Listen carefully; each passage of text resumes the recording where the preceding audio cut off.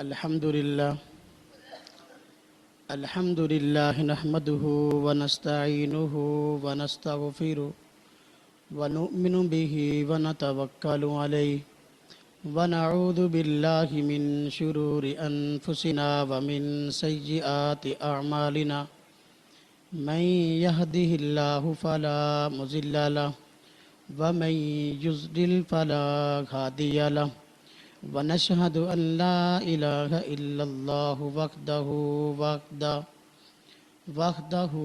لا شريك له ونشهد أن سيدنا وسندنا ونبينا ومولانا محمدا عبده ورسوله أما بعد فأعوذ بالله من الشيطان الرجيم بسم الله الرحمن الرحيم يا أيها الذين آمنوا اتقوا الله وكونوا مع الصادقين قال النبي صلى الله عليه وسلم آية المنافق ثلاث إذا حدث كذب وإذا وعد أخلف وإذا اؤتمن خان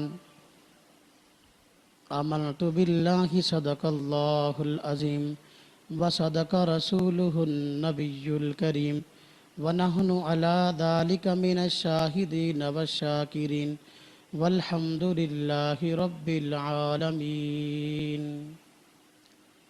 واجب الاحترام بزرگوں اور بھائیوں، مسلک اہل سنت والجماعت سے تعلق رکھنے والے غیور نوجوان دوستو، اللہ رب العزت نے انسان کو بے شمار نعمتوں سے نوازا ہے۔ اللہ پاک نے قرآن کریم میں ارشاد فرمایا وَإِن تَعُدُّوا نِعْمَةَ اللَّهِ لَا تُحْصُوهَا، اگر تم اللہ رب العزت کے انعامات اور نعمتوں اور احسانات کو گننا اور شمار کرنا چاہو تو نہیں شمار کر سکتے۔ اللہ پاک کی بے شمار نعمتوں اور احسانات میں سے سب سے بڑا انعام اور سب سے بڑی نعمت اور سب سے بڑی قیمتی چیز ایمان ہے۔ ایمان ہے تو سب کچھ ہے، ایمان نہیں تو کچھ بھی نہیں۔ نبی پاک صلی اللہ علیہ وسلم سمیت تمام انبیاء علیہم السلام کو اللہ رب العزت نے لوگوں کو کفر سے ایمان کی طرف لانے کے لیے مبعوث فرمایا۔ جتنے انبیاء علیہم السلام تشریف لائے، تمام انبیاء علیہم السلام نے لوگوں کو ایمان کی دعوت دی، مومن بنایا اور کفر سے ہٹایا۔ جس دن سے ایمان کی دعوت شروع ہوئی، اسی دن سے کفر کے ایوانوں میں زلزلہ پیدا ہوا۔ انبیاء علیہم السلام ایمان کی دعوت دیتے رہے، مخالفین مخالفت کرتے رہے۔ حضرت آدم علیہ السلام سے لے کر نبی پاک صلی اللہ علیہ وسلم تک جتنے انبیاء علیہم السلام تشریف لائے، تمام انبیاء علیہم السلام کی ان کے مخالفوں نے مخالفت کی۔ آپ قرآن کریم کو کھول کے دیکھیے، انبیاء علیہم السلام کی مخالفت آپ کو جگہ جگہ مل جائے گی۔ کائنات میں اللہ رب العزت کی ہستی کے بعد اگر مقدس ہستیاں ہیں تو وہ انبیاء علیہم السلام کی ذات ہے۔ انبیاء علیہم السلام مقدس ہستیاں ہونے کے باوجود لوگوں کے شر سے نہ بچ سکے۔ انبیاء کی مخالفت اتنی کی گئی کہ ایک آدمی جب مخالفت پر دیکھتا ہے اور غور کرتا ہے کہ کسی پیغمبر کی بھی مخالفت ہو سکتی ہے، تو اپنے عام جھگڑوں کو بالائے طاق رکھ کر یہ سوچنے پہ مجبور ہوتا ہے آخر وہ اللہ کے فرستادہ اور انبیاء تھے، پھر کیوں لوگوں نے ان کی مخالفت کی؟ خیر، میں بات عرض کر رہا تھا، انبیاء علیہم السلام دنیا میں بزرگ ترین ہستیاں ہیں، اللہ کے بعد انبیاء علیہم السلام کا مقام ہے، لیکن مخالفت کرنے والوں نے ان کو معاف نہ کیا۔ نبی پاک صلی اللہ علیہ وسلم کو دیکھ لیجئے، آپ کی مبارک زندگی کو پڑھ لیجئے، آپ حضرات کا ذہن اسی طرف یقین کے طور پہ منتقل ہوگا کہ واقعی انبیاء علیہ السلام سمیت خصوصاً نبی پاک صلی اللہ علیہ وسلم کی بھی مخالفت اتنی کی گئی کہ آج اس مخالفت کا ہم تصور بھی نہیں کر سکتے کسی اور انسان کے بارے میں۔ نبی پاک صلی اللہ علیہ وسلم کے بعد یا انبیاء علیہم السلام کے بعد جو مقدس ہستیاں ہیں، تمام مومن لوگ یہ بات جانتے ہیں، وہ صحابہ کرام ہیں۔ صحابہ کرام انبیاء علیہم السلام کے صحبت یافتہ افراد وہ بہترین ہستیاں ہیں کہ جن کو انبیاء علیہم السلام یا اپنے پیغمبر وقت کی زیارت کا اور صحبت کا شرف حاصل ہے اور ان کی شاگردی حاصل ہے۔ باوجود اس کے کہ انبیاء علیہم السلام کے شاگرد صحابہ کرام افضل ہستیاں تھے، آپ قرآن کریم کو پڑھ کے دیکھیے، احادیث مبارکہ کو پڑھ کے دیکھیے، تاریخ اسلام کو پڑھ کے دیکھیے، اپنے ارد گرد اور معاشرہ میں غور کر کے دیکھیے، آپ کو ایسے افراد نظر آئیں گے جن کا دن رات مشغلہ ہی یہ ہے کہ وہ صحابہ کرام کی ذات پہ طعن کرتے نظر آتے ہیں، صحابہ کرام کے ایمان پہ بحث کرتے ہیں، صحابہ کرام کے اعمال پہ اعتراض کرتے ہیں۔ اب صحابہ کرام کے بعد اگر آپ غور کرو، تابعین، تبع تابعین کا طبقہ، محدثین مفسرین کا طبقہ، اولیاء کرام جتنے بڑے بزرگان دین مفسرین محدثین ہوئے ہیں، آپ کسی ایک بھی بڑے بزرگ کے بارے میں یہ بات نہیں غور کر سکتے کہ کوئی بزرگ دنیا میں آیا ہو، اس نے آ کر لوگوں کو دین کی دعوت دی ہو اور اس کی مخالفت نہ ہوئی ہو۔ جتنے اولیاء کرام بڑے ہوئے جن کا نام آج ہم سینے پہ ہاتھ رکھ کے لیتے ہیں، جتنے ائمہ کرام آج موجود ہیں جن کا فیضان پوری دنیا پہ جاری ہے، آپ کو ان کی مخالفت کرنے والے لوگ دنیا میں مل جائیں گے۔ علماء کرام نے یہ بات تحریراً لکھی ہے کہ کائنات میں کوئی ایسا بڑا امام اور محدث نہیں آیا کہ جس کی مخالفت کرنے والے لوگ دنیا میں موجود نہ تھے۔ نبی پاک صلی اللہ علیہ وسلم نے فرمایا، علماء کرام میرے وارث ہیں، علماء کرام انبیاء کے وارث ہیں۔ جب انبیاء کی مخالفت ہوئی ہے تو علماء کرام کی مخالفت کا ہونا ایک یقینی بات ہے۔ اگر میں اس تاریخ کو کھولوں کہ کس دور کے اندر کس امام اور کس محدث اور کس بزرگ اور ولی کی مخالفت کی گئی اور اس پر طرح طرح کے فتوے لگائے گئے تو وقت بہت زیادہ چاہیے۔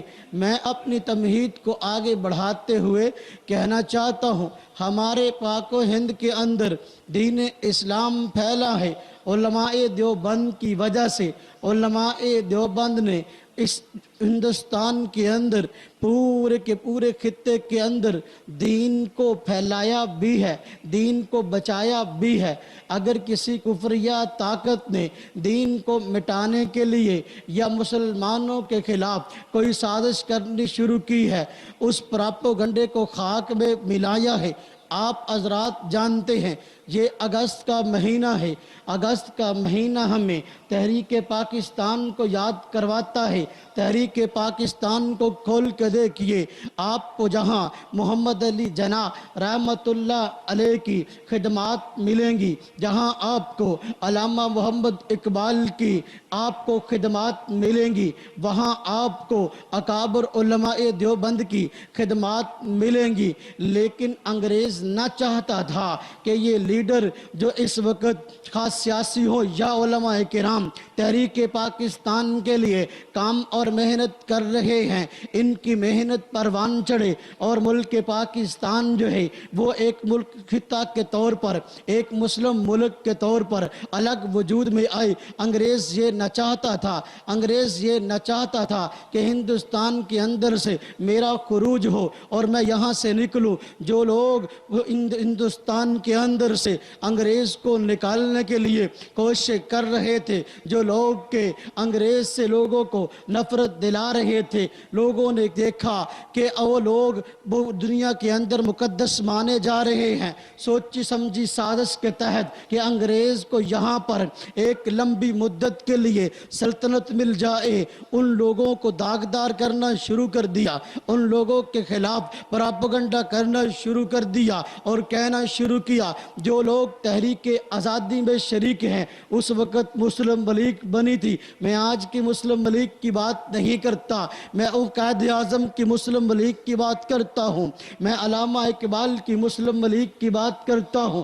ان کی مخالفت کے لیے لوگ کھڑے ہو گئے، مارکیٹ میں کتابیں آ گئیں جن کے اندر لکھا گیا قائد اعظم بھی کافر اعظم ہے، علامہ اقبال بھی کافر ہے۔ وہ کون لوگ تھے جنہوں نے قائد اعظم کو کافر اعظم کہا، جنہوں نے ان کی رد پہ کتابیں لکھی؟ وہ کون لوگ تھے جنہوں نے علامہ اقبال کے خلاف کتابیں لکھی؟ وہ افراد وہی ہیں جو آج ہم کو گستاخ کہتے نظر آتے ہیں۔ یہ میرے ہاتھ میں کتاب ہے، کتاب کا نام ہے تجانب اہل سنہ۔ دیکھو اس کتاب کے اندر ہم اپنا علامہ محمد اقبال کو اور ہمارے علماء کرام تو ہیں ہی ہیں، محمد علی جناح کو بھی کافر کہا گیا۔ یہ کتاب جو ہے یہ ان حضرات نے لکھی ہے جو آج ہمیں گستاخ کہتے ہیں۔ ایک اور کتاب مارکیٹ میں آئی، اس کتاب کا نام تھا قہر القادر۔ اس کتاب کے اندر بھی محمد علی جناح، جس کو ہم قائد اعظم کہتے ہیں، پاکستان بنانے کے لیے جس کی قربانیوں کا کسی آدمی کو انکار نہیں ہے، اس پہ کفر کے فتوے لگے ہیں۔ ایک اور کتاب مارکیٹ میں آئی ہے جس کا نام ہے تنقیدات اقتدار بار نظریات اقبال۔ یہ کتاب لکھنے والا وہی عالم ہے جو ہم کو گستاخ کہتا ہے، مفتی احمد یار نعیمی جو ہم کو گستاخ کہتا ہے، اور وہ حضرات ان کو حکیم الامت کہتے ہیں۔ یہ اس کا بیٹا مفتی اقتدار ہے، اس نے علامہ اقبال کے خلاف کتاب لکھی ہے اور کہا ہے کہ یہ گستاخ رسول تھا۔ دیکھو انگریز کو نکالنے کے لیے یہی حضرات کوشش کر رہے تھے، لیکن ان حضرات نے ان کا ساتھ دیتے ہوئے قائد اعظم کے خلاف کفر کے فتوے لگائے، علامہ اقبال کے خلاف کفر کے فتوے لگائے۔ علامہ شبیر احمد عثمانی رحمت اللہ علیہ ملک پاکستان کے لیے خدمات انجام دے رہے تھے، ان پہ کفر کے فتوے لگائے۔ علامہ ظفر احمد عثمانی رحمت اللہ علیہ ملک پاکستان کے لیے خدمات انجام دے رہے تھے، تحریک آزادی کی جنگ لڑ رہے تھے، ان پہ کفر کے فتوے لگائے گئے۔ اب میں کہتا ہوں آج یہ بات زیر بحث آتی ہے کہ تحریک پاکستان میں کس آدمی کا کردار ہے، کس کا کردار نہیں ہے۔ ہم کہتے ہیں بھائی آج کتابوں کے حوالے زیادہ پیش کرنے کی بجائے آپ خارج الامر کے اندر نکل کر پاکستان کی تاریخ کو دیکھو، جو ہوا اس پہ غور کرو۔ جب پاکستان بنا ہے، پاکستان بننے کے بعد دو جگہ پر پاکستان کی پرچم کشائی ہوئی ہے سرکاری سطح پر، ایک کراچی کے اندر، دوسرا ڈھاکہ کے اندر۔ کراچی کے اندر سرکاری پرچم کشائی ہوئی، پاکستان بننے کے بعد پرچم کشائی کس کے ہاتھوں سے ہوئی ہے؟ کہ پرچم کشائی کس کے ہاتھوں سے ہوئی؟ علامہ شبیر احمد عثمانی ہمارے اکابر میں سے ہیں اور انہوں نے تفسیر عثمانی لکھی ہے، ان کے ہاتھوں سے کراچی کے اندر سرکاری سطح پر جو ہے وہ پرچم کشائی ہوئی ہے۔ انہی کے بھائی علامہ ظفر احمد عثمانی میرے اکابرین میں سے ہے، ڈھاکہ کے اندر جو ہے پرچم کشائی سرکاری سطح پر ہوئی ہے اور علامہ ظفر احمد عثمانی کے ہاتھوں ہوئی ہے۔ اگر ہمارے اکابرین نے ملک پاکستان کے حاصل کرنے کے لیے کوشش نہ کی ہوتی، علامہ شبیر احمد عثمانی عثمانی کے ہاتھ سے پرچم کشائی نہ ہوتی، علامہ ظفر احمد عثمانی کے ہاتھ سے پرچم کشائی نہ ہوتی۔ پھر اور ایک اور بات کہہ دوں، آپ حضرات کو شاید علم ہو، آپ نے سکول پڑھا ہے، کتابیں پڑھی ہیں، شاید آپ نے یہ بھی پڑھا ہو کہ قائد اعظم محمد علی جناح کا جب انتقال ہوا، ان کا نماز جنازہ کس نے پڑھایا؟ یہ بات بھی آپ کو معلوم ہونی چاہیے تاکہ پتہ چل جائے تحریک پاکستان میں کردار ادا کرنے والے کون تھے، انگریز کے حق میں فتوے دینے والے کون تھے، اور ہندوستان کو دارالکفر کی بجائے دارالاسلام کہنے والے کون تھے۔ علامہ شبیر احمد عثمانی ہمارے بزرگوں میں سے وہ بزرگ ہیں جنہوں نے محمد علی جناح قائد اعظم کا جنازہ پڑھایا ہے، اور پھر پڑھا کس نے نہیں ہے میں اس کی بھی وضاحت کر دوں۔ جنگ بازار میں ایک بڑی مسجد ہے، وہاں کے سردار صاحب ہے، انہوں نے قائد اعظم کا جنازہ نہیں پڑھا ہے، اور ظفر اللہ قادیانی اس نے قائد اعظم کا جنازہ نہیں پڑھا ہے۔ یہ ہے مخالفت۔ آج ہم پہ الزام بازی کرتے ہو، ہمارے بارے میں تاثر قائم کرتے ہو۔ خیر میں بات عرض کر رہا تھا، علماء کرام جو ہے جتنے بھی بڑے بڑے گزرے ہیں جن سے اللہ پاک نے دین اسلام کی ترویج کا کام، دین اسلام کے دفاع کا کام لیا ہے، ان کے خلاف مخالفین نے پروپیگنڈے کیے ہیں۔ جب قائد اعظم کے خلاف کتاب لکھی جا سکتی ہے، علامہ محمد اقبال کے خلاف کتاب لکھی جا سکتی ہے، ہمارے اکابر کے خلاف کتاب کیوں نہیں لکھی جا سکتی؟ یہ تو ان حضرات سے توقع بالکل تھی، ہاں اس لیے کیا گیا۔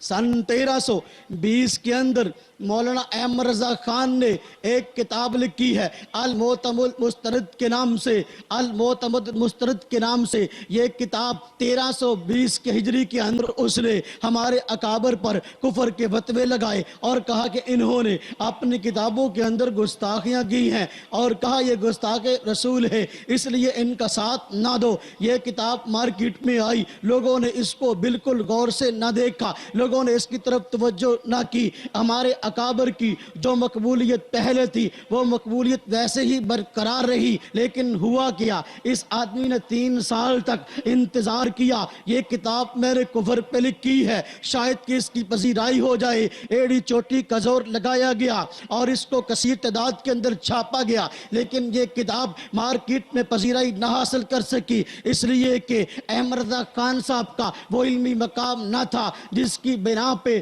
بڑے اکابر پہ جو ہے تان کیا جا سکے، اس لیے اس کتاب کو مقبولیت نہ ہوئی، وہ پریشان ہو گئے۔ کتاب بھی لکھی ہے، چھاپی بھی ہے، تقسیم بھی کی ہے، لیکن پھر بھی مقصد حاصل نہیں۔ علماء دیوبند کے پیچھے لوگ بہت زیادہ لگے ہوئے ہیں، تحریک آزادی کی جنگ لڑ رہے ہیں، اور وہ ان کے کمالات کا چرچا پوری دنیا کے اندر ہے۔ کیسے میں کوئی ہتھ کنڈا اختیار کروں جس کی بنا پہ علماء دیوبند بدنام ہو جائیں؟ چنانچہ اس آدمی کو حج بیت اللہ کی سوجی۔ دیکھو لوگ اللہ کے گھر میں جاتے ہیں اللہ کو راضی کرنے کے لیے، اللہ کے گھر میں جاتے ہیں گناہوں سے توبہ کرنے کے لیے، اللہ کے گھر میں جاتے ہیں اللہ تبارک و تعالیٰ کو راضی کرنے کے لیے۔ یہ آدمی وہاں گیا، حج کے بہانے سے گیا، یہ آدمی وہاں گیا اور علماء مکہ کو کہنے لگا ہندوستان کے اندر کچھ افراد ایسے ہیں جنہوں نے ایسے عقائد اور نظریات اختیار کیے جو دین اسلام سے خارج کرنے والے ہیں، اس لیے اس نے ایک استفتاء مرتب کیا۔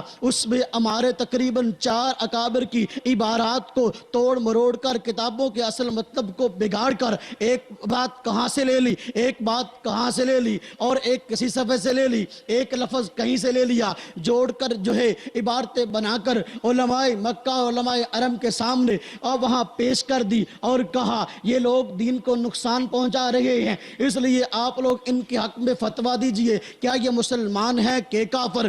چونکہ وہ حضرات عربی تھے، وہ عربی جانتے تھے۔ ہمارے اکابر کی کتابیں جن پہ اعتراض کیا گیا وہ کتابیں اردو کے اندر تھی، ان حضرات کو کیا پتا کہ اس آدمی نقل کرنے والے نے کتنے جھوٹ بولے ہیں، کتنی خیانت کی ہیں، اس لیے انہوں نے لکھا اگر یہ عبارتیں جو احمد رضا خان نے لکھی ہیں اگر یہ بات ٹھیک ہے، یہ عبارتیں ٹھیک ہیں اور اسی طرح ہے جس طرح اس نے نقل کی ہے، پھر تو وہ مسلمان نہیں ہے۔ اگر وہ عبارتیں ایسے نہیں ہیں پھر مسلمان ہیں۔ اور دیکھو بعض ایسے حضرات وہاں موجود تھے، اللہ پاک نے ان کو بصیرت عطا فرمائی۔ احمد رضا خان صاحب نے کہا کہ دیکھو آپ اس تحریر پر دستخط کیجئے، اس استفتاء پر دستخط کیجئے۔ ان حضرات نے دستخط کرنے سے انکار کر دیا۔ خیر بعض حضرات سے دستخط کرا کے لے آیا اور آ کر ہندوستان کے اندر جھوٹ بولا۔ علماء حرمین نے علماء دیوبند کے عقائد و نظریات کو پڑھ کر ان پر کفر کا فتویٰ دیا ہے،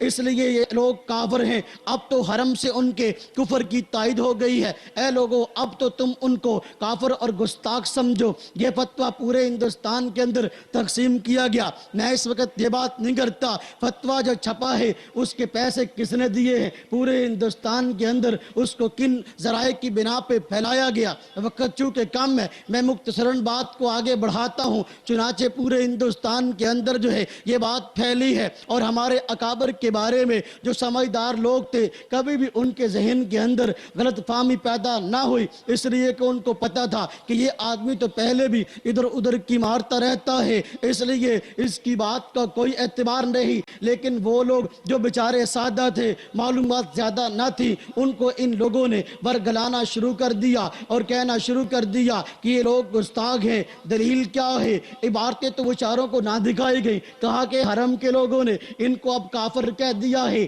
ان کو گستاخ کہہ دیا ہے، اس لیے اب تو مان لو۔ اب ہوا کیا ہے، ہمارے اکابرین نے علماء حرمین سے، ائمہ حرمین سے رابطہ کیا ہے اور اپنی اصل کتابیں پیش کی ہیں، اپنے اصل عقائد اور نظریات پیش کیے ہیں۔ علماء حرمین نے، ائمہ حرمین نے 26 سوالات ہمارے اکابر پر کیے کہ دیکھو اب آپ کے بارے میں ایک فتویٰ بعض حضرات کی طرف سے جا چکا ہے، اس لیے آپ حضرات ہمیں بتاؤ آپ کے عقائد اور نظریات کیا ہے۔ 26 سوالات کیے ہیں ہمارے اکابرین نے، ان 26 سوالات کے جواب دیے۔ جب ان 26 سوالات کے جواب لکھے گئے اور عربی زبان کے اندر لکھے گئے، ہمارے اکابرین نے اس پہ دستخط کیے اور وہ ائمہ حرمین کے پاس پہنچے۔ ائمہ حرمین نے کہا یہ کیا وجہ ہے؟ وہ آدمی تو ان حضرات کے عقائد اور نظریات اور بتا گیا ہے، یہ حضرات خود کہتے ہیں ہمارے یہ عقائد نظریات نہیں ہیں، اب وہ آدمی کیسا ہے ذرا اس پہ غور کرو۔ ائمہ حرمین کو تجسس ہوا وہ آدمی کیسا ہے، اس کے اپنے عقائد اور نظریات کیا ہے، اس پہ غور کرو۔ چنانچہ اس کا ترجمہ قرآن جو ہے وہاں پہنچا ہے۔ مولوی احمد رضا خان صاحب نے کنز الایمان کے نام سے ترجمہ قرآن کو لکھا تھا نا، اب وہ پہنچا اور کتابیں بھی پہنچی۔ جب اس کے عقائد اور نظریات کو پڑھا گیا ائمہ حرمین حیران رہ گئے، ارے بھائی یہ کیا وجہ ہے، جس آدمی کے اپنے عقائد نظریات گمراہ کن ہے وہ دوسروں کو گستاخ کہتا ہے، وہ دوسروں کو غلط کہتا ہے۔ اس لیے ائمہ حرمین نے اب اپنے فتوے کو واپس لیا اور اس آدمی کے متعلق فتویٰ دے دیا یہ آدمی خود گمراہ ہے، اس کے اپنے عقائد و نظریات شرکیہ ہیں، اور اس نے جو ترجمہ لکھا تھا کنز الایمان کے نام سے اس ترجمے پر پابندی پورے سعودیہ کے اندر لگا دی گئی۔ آج بھی آپ جاؤ سعودیہ کے اندر، آپ کنز الایمان کا ترجمہ، کنز الایمان جس کا نام ہے قرآن کریم کا ترجمہ جو اس نے کیا احمد رضا خان صاحب نے، آپ سعودیہ جاؤ وہاں آج اس پہ پابندی ہے۔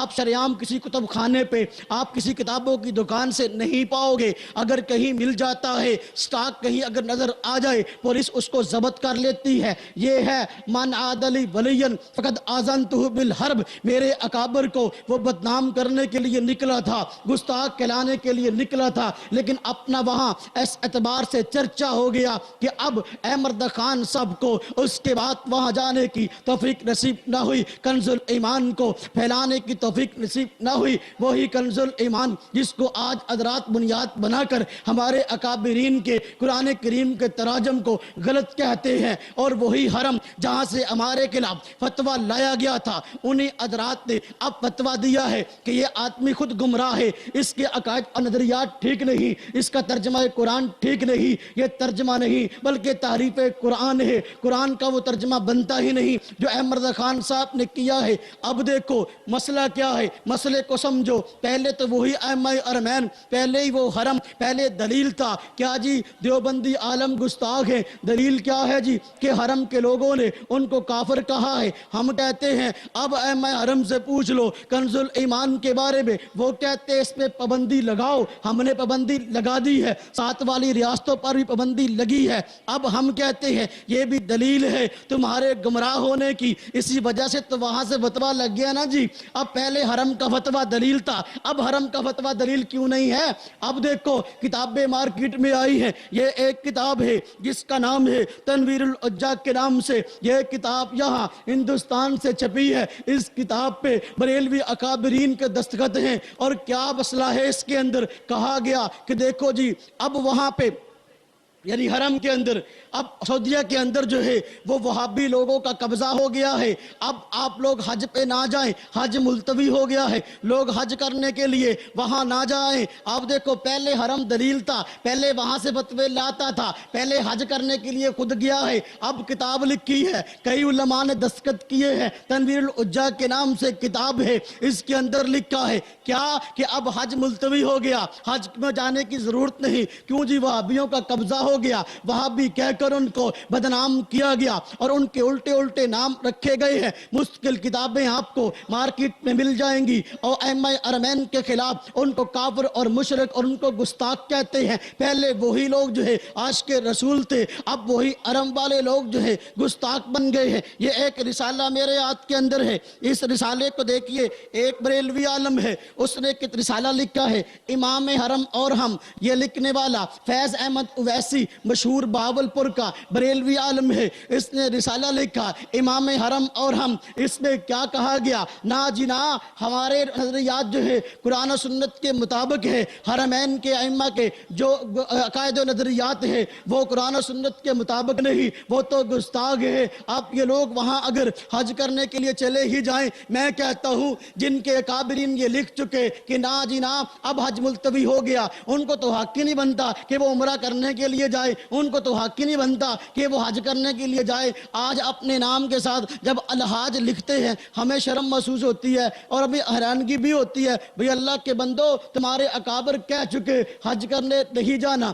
حج ملتوی ہو گیا، آج تم حج کرنے جاتے ہو، اچھا وہاں کیا کرتے ہو؟ امام کعبہ کے پیچھے نماز نہیں پڑھتے، جوتیوں والی جگہ پر پڑھتے ہیں، اپنی الگ پڑھتے ہیں، کہتے جی ہمارے ان کے پیچھے نماز نہیں ہوتی۔ اب میں بات کہنا چاہتا ہوں، میری بات کو غور سے سنے، وہی ائمہ حرمین ہے جن سے ان حضرات نے ہمارے خلاف فتویٰ لیا ہے، آج وہی ائمہ حرمین ہے، دیکھو آج ان کو گستاخ اور کافر کہہ رہا ہے۔ ہم کہتے ہیں معیار تو ایک بناؤ نا، پہلے وہ عاشق رسول تھے، آج کیا ہو گئے؟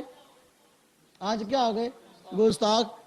یہ ہے، اب میں یہی بات کہنا چاہتا ہوں، پوری دنیا کے اندر کسی آدمی نے اتنے لوگوں کو مسلمان نہیں بنایا جتنا کہ مولوی احمد رضا خان صاحب نے لوگوں کو کافر بنایا۔ میں اپنی بات نہیں کرتا، میں حوالہ پیش کرتا ہوں، یہ کتاب میرے ہاتھ میں ہے، کتاب کا نام ہے تجلیات انوار، جی یہ بڑا یہ رسالہ ہے جی، تجلیات انوار المعین۔ یہ رسالہ کس نے لکھا ہے ذرا غور سے سنیے، خواجہ قمر الدین سیالوی صاحب۔ سیال والے یہ حضرات جو ہے سیال والوں کے مرید ہیں کہ نہیں؟ اپنے نام کے ساتھ سیالوی لکھتے ہیں کہ نہیں؟ ہاں جی، خواجہ قمر الدین سیالوی صاحب جو ہیں یہ حضرات جو ہیں غور سے دیکھیں اس حوالے کو، خواجہ قمر الدین سیالوی صاحب کے استاد ہیں معین الدین اجمیری صاحب، انہوں نے ایک کتاب لکھی ہے فاضل بریلوی کی خصوصیات، اور عربی میں اس کا نام لکھا گیا تجلیات انوار المعین۔ اس کے اندر لکھا ہے انہی معین الدین اجمیری صاحب نے کہ دیکھو جی پوری دنیا کے اندر کسی آدمی نے بھی اتنے لوگوں کو مسلمان نہیں بنایا جتنا کہ احمد رضا خان صاحب نے دنیا کے لوگوں کو کافر بنایا ہے۔ صفحہ نمبر اس کا 37 ہے، کتاب میرے پاس موجود ہے۔ پھر وہ بڑے حیران ہوئے اور انہوں نے پھر اس کی خصوصیات لکھی ہے کہ یہ آدمی کس کیٹاگری کا تھا۔ اب میں کہتا ہوں خواجہ قمر الدین سیالوی صاحب آپ کے بزرگ ہیں، ان کے استاد کتاب لکھ رہے ہیں معین الدین اجمیری صاحب۔ میں حوالہ وہ نقل نہ کروں گا جو کمزور ہے، حوالہ مضبوط ہے، آپ اس کا انکار نہیں کر سکتے۔ اب اس کے اندر جو ہے اس کو احمد رضا خان کی جو خصوصیات بیان ہوئی ہیں میرے پاس وقت نہیں وگرنہ میں بیان کرتا. اب ایک بات میں نقل کرتا ہوں. انہوں نے فرمایا دیکھو معین الدین اجمیری صاحب کہتے ہیں, اس کا صفحہ نمبر 36 ہے, کہا گیا کہ علماء دیوبند کی تکفیر کی ہے اور یہ تکفیر کرنا احمد رضا خان کا ٹھیک نہیں ہے. اور پھر کہا کہ یہ آدمی ایسا گندی سوچ کا مالک ہے کہ یہ اخلاق سے بھی نیچے گر گیا. علماء دیوبند کے بارے میں ایسے الفاظ استعمال کرتا ہے کہ وہ الفاظ ایک شریف آدمی استعمال کر ہی نہیں سکتا. مثلا اب ہمارے عالم ہے مولانا اشرف علی تھانوی رحمت اللہ علیہ حکیم الامت ہیں, ان کی سینکڑوں کی تعداد میں کتابیں ہیں, پوری دنیا ان سے فیض یافتہ ہے, ان کا فیض پوری دنیا کے اندر ہے. یہ آدمی مولوی احمد رضا خان صاحب ان کے بارے میں مذکر کی بجائے مؤنث لفظ استعمال کرتا ہے اور ایسے گندے الفاظ ہیں کہ میں ممبر پر بیٹھ کر ان الفاظ کو نقل کرنا مناسب نہیں سمجھتا. مذکر کے لیے مؤنث کے لفظ کا استعمال ہے اور خلاف اخلاق اور ایسے الفاظ کہ ایک عام مسلمان کی شان نہیں جس کو اعلیٰ حضرت کہا جاتا ہے, اگر وہ گندی زبان استعمال کرے اور مردوں کو عورتیں کہے اور وہ الفاظ اللہ معاف فرمائے میں کہنا نہیں چاہتا, جو حضرات بات میں دیکھنا چاہیں وہ والا جب دیکھ لے بھی کیا کہا ہے. خیر یہ بیچارے پیٹ اٹھے اور کہنے لگے علماء دیوبند کے خلاف جو تم نے تحریکی مہم چلائی ہے. پھر علماء دیوبند نہیں, ہندوستان کے رہنے والے جتنے افراد تھے, خواہ ان کا تعلق کسی مسلک کے ساتھ تھا, خواہ ان کا تعلق کسی فرقے کے ساتھ تھا, سب کو کافر کہا. احمد رضا خان صاحب نے اپنے علاوہ کسی کو مسلمان نہیں کہا, کسی کو بھی. سب کے خلاف تفصیلی فتوے ہیں. آپ میں الزام نہیں لگا رہا, میری بات ریکارڈ ہو رہی ہے.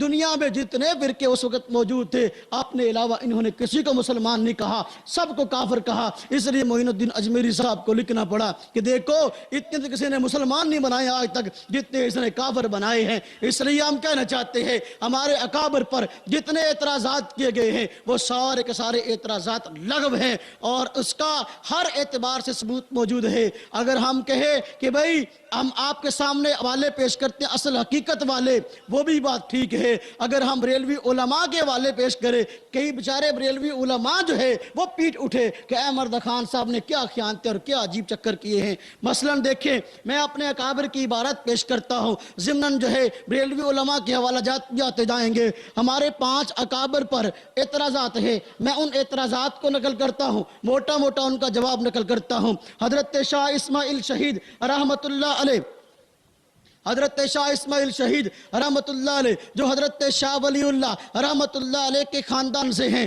ان سے اللہ پاک نے توحید کا کام بہت زیادہ لیا ہے. قبروں کے جو پجاری تھے ان کی جڑیں اکھیڑ کے رکھی ہیں. پوری دنیا کے اندر انہوں نے توحید کی آواز لگائی ہے. چونکہ قبر پرست حضرات کو ان سے چڑ تھی, اس لیے احمد رضا خان صاحب نے سوچی سمجھی سازش کے تحت جو ہے اب کیا کیا, شاہ اسماعیل شہید رحمت اللہ علیہ کے خلاف جو ہے ایک محاذ کھڑا کیا اور کتابیں لکھی ہیں اور حوالہ جات غلط دیے ہیں اور باتوں کو توڑ مروڑ کے پیش کیا اور کہنے لگا اس نے درجنوں کے اعتبار سے گستاخیاں کی ہیں. شاہ اسماعیل شہید جو ہے یہ گستاخ ہے. اب میں کہتا ہوں بھائی دیکھو شاہ اسماعیل شہید رحمت اللہ علیہ پر جتنے اعتراضات ہیں میں تمام اعتراضات کا ایک موٹا جواب دینا چاہتا ہوں کیونکہ وقت بہت کم ہے, آپ حضرات کا وقت بھی قیمتی ہے. حضرت شاہ اسماعیل شہید کے بارے میں احمد رضا خان نے کہا کہ اس نے درجنوں جو ہے وہ گستاخیاں کی ہیں. اب ایک آدمی ایک گستاخی کرے تو وہ کیا ہوتا ہے, کافر. ایک آدمی درجنوں گستاخیاں کرے وہ کیا ہوگا, کافر. لیکن یہ احمد رضا خان صاحب کی کتاب ہے جس کا نام تمہید ایمان ہے, اس کے اندر خود اس نے کہا ہے, صفحہ نمبر 53 ہے, اور اس کتاب کو شائع کیا مکتبہ نوریہ رضویہ وکٹوریا مارکیٹ سکھر نے. اس میں کیا کہا گیا کہ شاہ اسماعیل شہید کو میں کافر نہیں کہتا, شاہ اسماعیل شہید کو میں کافر. اب ایک آدمی درجنوں گستاخیاں بھی کرتا ہے, 70 سے زیادہ گستاخیاں بھی کرتا ہے, لیکن پھر بھی وہ کافر نہیں ہے. اور اسی آدمی نے اپنی کتاب تمہید الایمان کے صفحہ نمبر 38 میں کہا ہے گستاخ کے کفر میں شک کرنے والا خود کافر ہے. گستاخ رسول کے کفر میں شک کرنے والا خود. ہم کہتے ہیں بھائی دیکھو اگر تم کہتے ہو شاہ اسماعیل شہید نے 70 سے زیادہ گستاخیاں کی ہیں پھر کافر کیوں نہیں کہتا. اب تو نے کافر نہیں کہا تو اب تو نے خود ہی کہا, جو کافر کو نہ کافر کہے شک بھی کرے اس کے کفر کے اندر وہ خود کافر ہے. اب اس کا اپنا ایمان رہا. حدیث کے اندر آتا ہے جو آدمی کسی مسلمان کو کافر کہتا ہے اگر وہ کافر نہیں ہے تو کفر اس کی طرف لوٹ آتا ہے۔ اب شاہ اسماعیل شہید کی کرامت دیکھو، یہ ان کی کرامت ہے۔ ہم کہتے ہیں ہمارے بزرگان دین کی کرامت ہے، خود کہتا ہے درجنوں گستاخیاں بھی کر دی ہیں لیکن پھر بھی کافر نہیں ہے۔ خود لکھ گیا ہے کافر کو نا کافر کہنے والا خود کافر ہے۔ اب اپنے ایمان کی خیر مناؤ۔ آج جو لوگ سٹیج پر حضرت شاہ اسماعیل شہید پر اعتراض کرتے ہیں ان کو چاہیے شاہ اسماعیل شہید پر اعتراض کرنے سے پہلے احمد رضا خان صاحب کے ایمان پہ اعتراض کرے۔ وہ تو خود کہتا ہے کافر کو کافر نہ کہنے والا خود کافر ہے۔ اب تم جو ہے اگر آج شاہ اسماعیل شہید کو کافر کہتے ہو یا تو تم مومن نہیں یا احمد رضا خان مومن نہیں۔ بات سمجھ میں آئے گی نہیں ہے؟ ہاں بس میں لمبی بات نہیں کرتا، ایک عبارت ہو گئی۔ دوسری عبارت حجت الاسلام حضرت مولانا قاسم نانوتوی رحمت اللہ علیہ، اللہ پاک نے ان سے دارالعلوم دیوبند کو بنوا کر ایسا عظیم کام کیا ہے۔ اللہ پاک نے ایسا ان سے عظیم کام لیا پوری دنیا کے اندر، جس طرح کے حضرت فرما رہے تھے پوری دنیا کے اندر دارالعلوم دیوبند کا فیضان ہے۔ پوری دنیا کے اندر دارالعلوم دیوبند کے پڑھے ہوئے آپ کو مل جائیں گے، محدث بھی ملیں گے، مفسر بھی ملیں گے، فقیہ بھی ملیں گے، اولیاء کرام بھی ملیں گے، ہر طبقے کے نیک افراد آپ کو مل جائیں گے، خطیب بھی ملیں گے۔ اب میں اس پہ لمبی بات نہیں کرنا چاہتا لیکن حجت الاسلام کے اس اخلاص کی تو داد دینی چاہیے تھی، لیکن اس آدمی نے دارالعلوم دیوبند کی بنیاد کس لیے تھی؟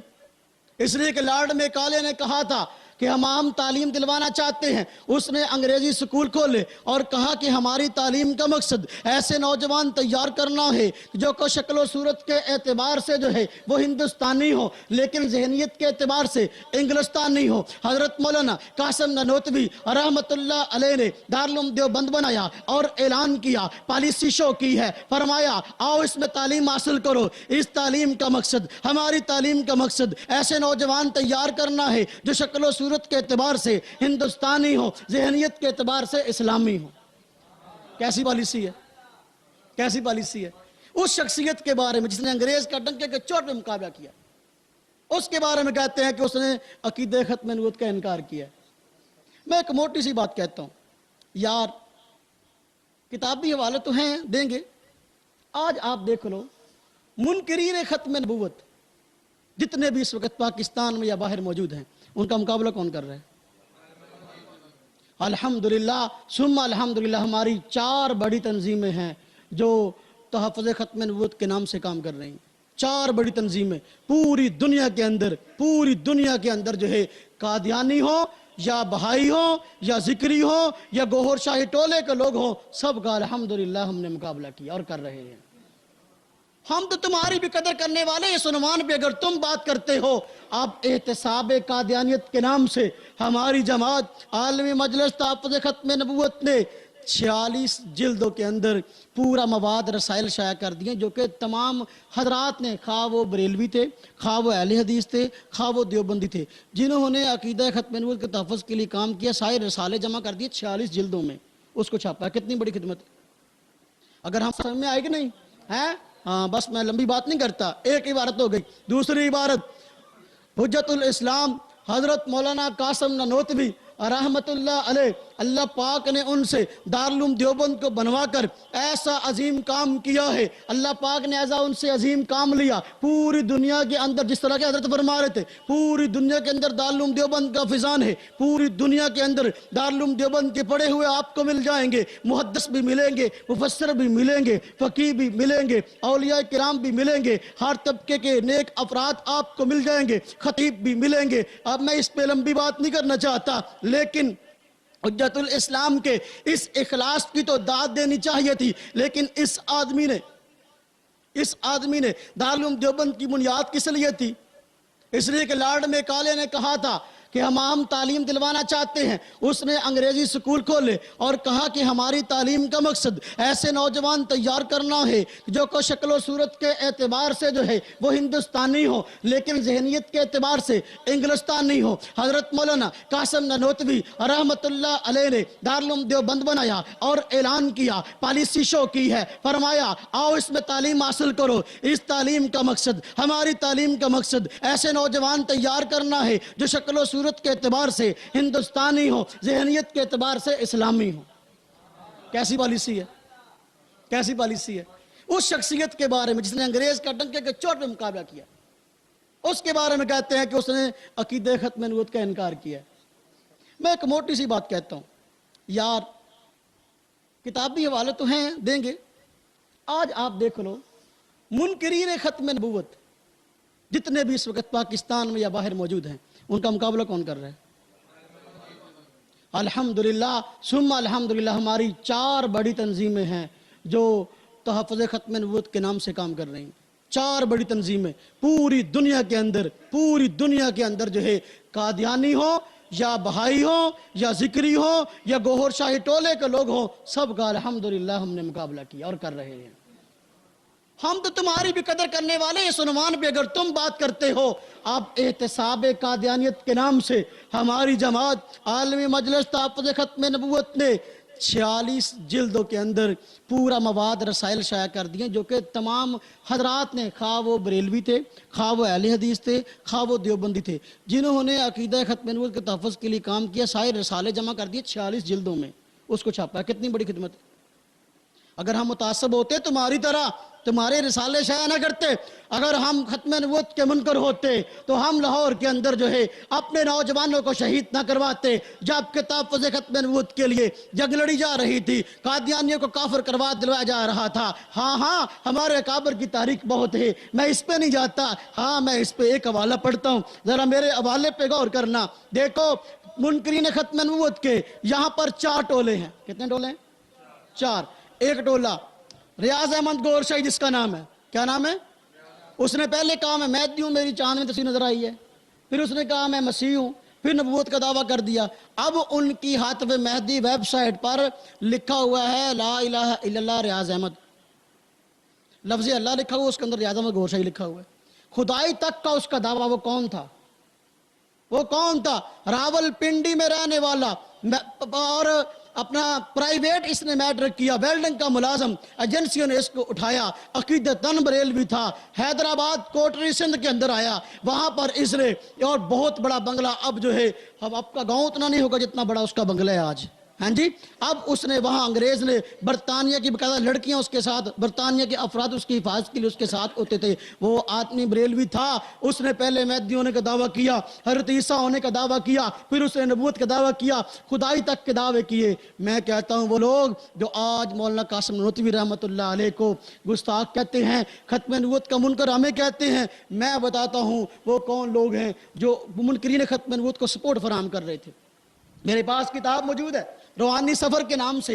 ये किताब रियाज अहमद गौर शाही के मानने वालों ने शाया की है, और रियाज अहमद गौर शाही ने बहुत सारी ऐसी बातें जब की हैं जो कि खिलाफ शरीयत थी। कादियानियों को मुसलमान तक उसने माना था। अब क्या हुआ, ये बरेलवी हज़रात उसके दिफा के लिए उठे और एक जमात बनाई गई, एक टीम बनाई गई, और उसको कहा गया कि देखो जी, रियाज अहमद गौर शाही की जिन इबारतों पर एतराज़ था हमने वो निकाल दी हैं। अब अगर किसी और को भी एतराज़ हो किसी और इबारत पर, आइंदा किससे रब्ता करे? हमारे फैसलाबाद के मुनाजर जो है सईद अहमद असद साहब, उनसे रब्ता करे और वो जो है वो इसकी सफाई देंगे। सुभान अल्लाह। अब मुनकरीन खत्म नबूवत के वकील तुम हो और कहते हम कहो कि तुम खत्म नबूवत के मुनकर हो। ये किताब है, ये रूहानी सफर किताब मेरे हाथ में, मैं इल्ज़ाम नहीं लगा रहा, इसका सफ़ा नंबर 53 है। बाकायदा तौर पर सईद अहमद असद साहब को उनका वकील मुकर्रर किया गया, किसी को इतराज़ हो तो उस पर बात करे। अब उस आदमी ने सीधा शरीयत का इनकार कर दिया। उसकी मोटी सी बात उसकी हर किताब के आखिर में लिखी हुई है कि देखो जी, अल्लाह तक पहुँचने के लिए तुमको किसी मजहब और दीन की ज़रूरत नहीं है, बल्कि तुम बगैर अल्लाह पर ईमान लाए वैसे ही जो है वो रूहानियत के आला मकाम तक पहुँच सकते हो, खा तुम्हारा ताल्लुक किसी भी मजहब से हो, इस्लाम कबूल करने की जरूरत नहीं।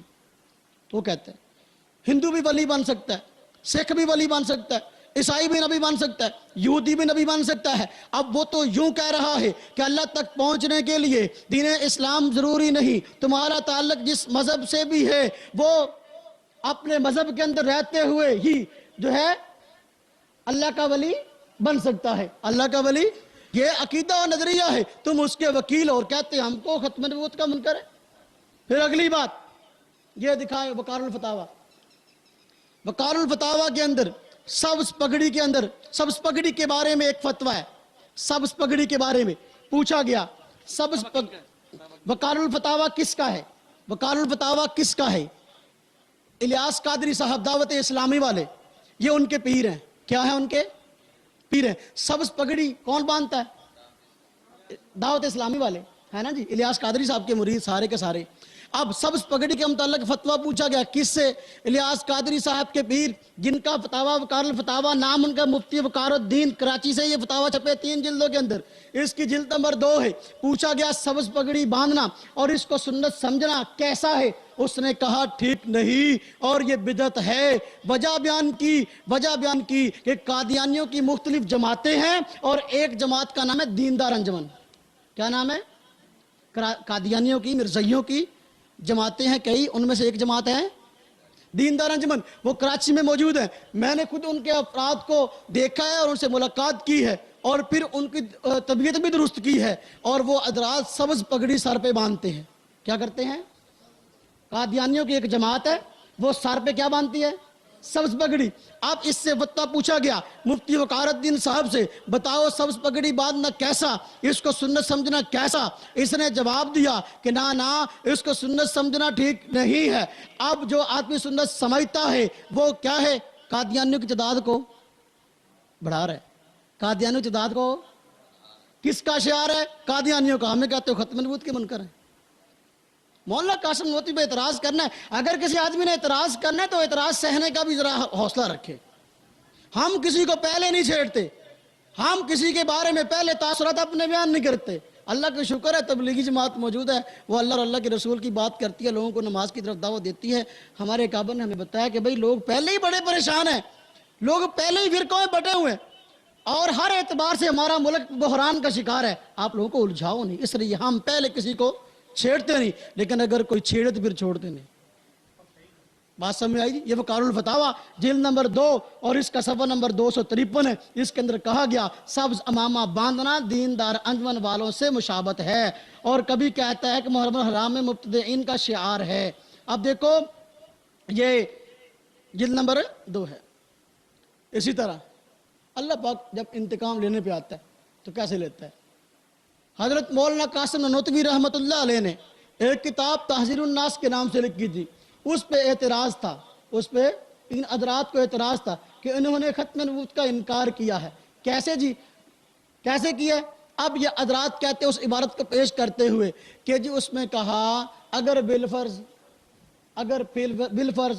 नबी पाक के बाद भी कोई नबी मौजूद हो, फिर भी ख़त्म अपना नबी पाक सल्लम के ख़ातमुन नबी होने पे फ़र्क नहीं आएगा। अब ये इबारत थी इन्होंने, अब इबारत तो मैं कहता हूँ और अमर खान ने इसके साथ जो जोड़ और तोड़ किया, ये तो कोई लंबी बात है ना कि इसमें 12 और 13 ख़यानतें की हैं। कैसे? एक जुमला जो है किसी सफ़े का उठाया, दूसरा जुमला किसी सफ़े का उठाया, तीसरा लफ्ज़ कहाँ से उठाया, अब उसको इकट्ठा कर दिया और कहा कि देखो जिन्होंने ये लिखा है। इस तरह तो आदमी दुनिया के किसी भी आदमी की किताब उठाकर जो उस पर फतवाबाजी कर सकता है, भी एक लफ्ज़ वहाँ से ले लो, एक लफ्ज़ वहाँ से ले लो, एक लफ्ज़ वहाँ से ले लो, अल्लाह माफ़ फरमाए। खैर मौलाना कासिम ननौतवी रहमतुल्लाह अलैह ने जो बात लिखी थी और वो कज़िया फ़र्ज़िया था। क्या था? कज़िया फ़र्ज़िया। क्या मतलब? बस औक़ात हम कहते नहीं यार कि देखो ऐसा होता तो नहीं, लेकिन फ़र्ज़ कर लो अगर ऐसा हो, फ़र्ज़ कर लो अगर ऐसा, मसलन ये तो कुरान करीम में इसकी मिसाल मौजूद है। अल्लाह पाक खुद फरमाते हैं लौ कान फ़ीहिमा आलिहतुन इल्लल्लाहु लफ़सदा,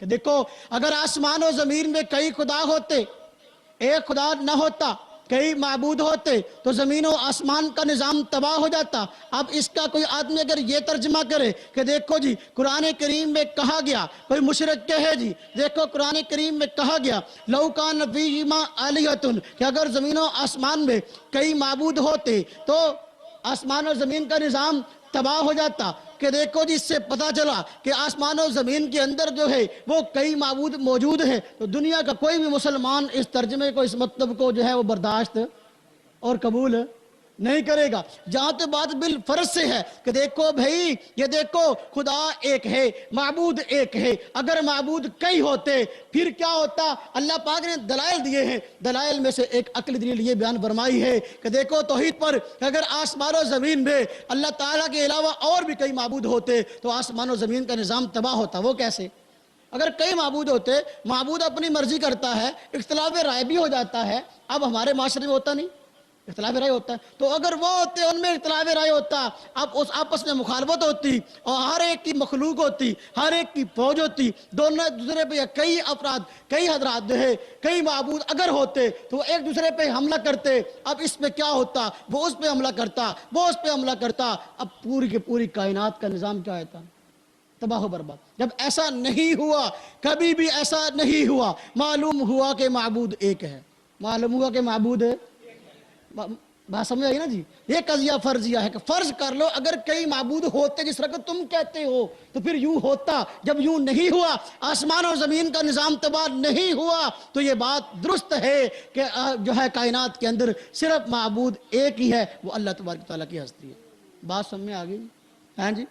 اب یہ کتاب ہے من عاد لی ولیا فقد آذنتہ بالحرب، ہمارے اکابرین نے بات کی تھی، حضرت مولانا قاسم نانوتوی رحمۃ اللہ علیہ نے بڑی خاص علمی بحث فرمائی ہے، ہمارے پاس وقت کم ہے، میں وگرنہ اس کو تفصیل سے سمجھاتا۔ فرمایا کہ انبیاء اللہ پاک نے بے شمار بھیجے ہیں، نبی پاک صلی اللہ علیہ وسلم بھی نبی اور رسول ہیں، اللہ پاک نے اور بھی نبی اور رسول بھیجے ہیں، لیکن فرق یہ ہے ہمارے نبی صلی اللہ علیہ وسلم تمام انبیاء سے افضل ہے، آپ کی نبوت بالذات ہے، باقی انبیاء کی نبوت بالعرض ہے، آپ کی نبوت بالذات ہے اور باقیوں کی نبوت اور رسالت بالعرض ہے۔ کیا مطلب؟ کہ باقی افراد ہے وہ نبی بنائے گئے آپ کے نبی بنانے کی وجہ سے۔ بات سمجھ آئی کہ نہیں؟ ہاں جی؟ تو اب یہ حضرت قاسم نانوتوی رحمۃ اللہ علیہ نے اس بحث چھیڑی ہے، لیکن یہ علمی بحث تھی، جاہر کو تو یہ سمجھ نہیں آنی تھی نا جی، ہاں جی؟ اس لیے اب کیا ہوا، ایک حدیث مبارکہ تھی اور بلکہ اس سے ملتی جلتی اور بھی روایات ہے، نبی پاک صلی اللہ علیہ وسلم نے ارشاد فرمایا کہ دیکھو حضرت آدم علیہ السلام جب پانی اور مٹی کے درمیان تھے، میں اس وقت بھی نبی تھا۔ یہ کس نے فرمایا؟ نبی پاک صلی اللہ علیہ وسلم نے۔ حضرت آدم علیہ السلام اس وقت پانی اور مٹی کے درمیان تھے تو میں اس وقت بھی۔ اس میں ان حضرات بیچاروں کا جو ہے نا وہ اختلاف ہو گیا۔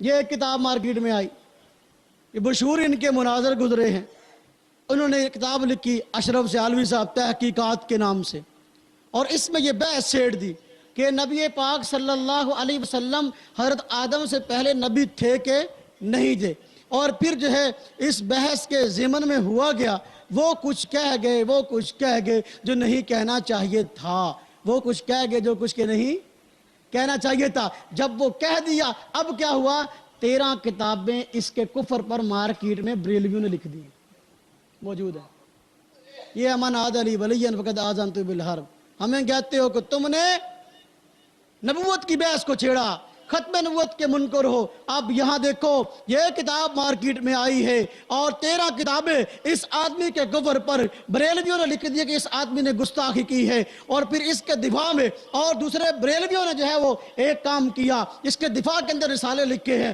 انہوں نے کہا تم گستاخ، انہوں نے کہا تم گستاخ ہو، ہم نے کہا تم دونوں صحیح کہتے ہو۔ بات سمجھ آئی گی؟ اس کو ہم بعد میں پیش کرتے ہیں کتابیں کون سی لکھی گئی ہیں۔ اس کے اندر ایک حوالہ پیش کرتے تو حضرت نانوتوی رحمۃ اللہ علیہ کے حوالے سے کہتے ہیں، حدیث میں اس وقت حدیث میں آیا کہ نبی پاک صلی اللہ علیہ وسلم اس وقت بھی نبی تھے کہ جب حضرت آدم پانی اور مٹی کے درمیان تھے۔ کہتے ہیں اگر اس کو صحیح مانے، جی اس کو درست مانے، تو پھر تو نانوتوی کا کلام درست ہو جائے گا۔ نانوتوی کا کلام یہ درست ہے، پوری دنیا کے مسلمان مانتے ہیں، معلوم کلام درست ہے، اعتراض فضول ہے۔ تمہارے گھر کی شہادت، صفحہ نمبر ہے اس کا 394 اور 393۔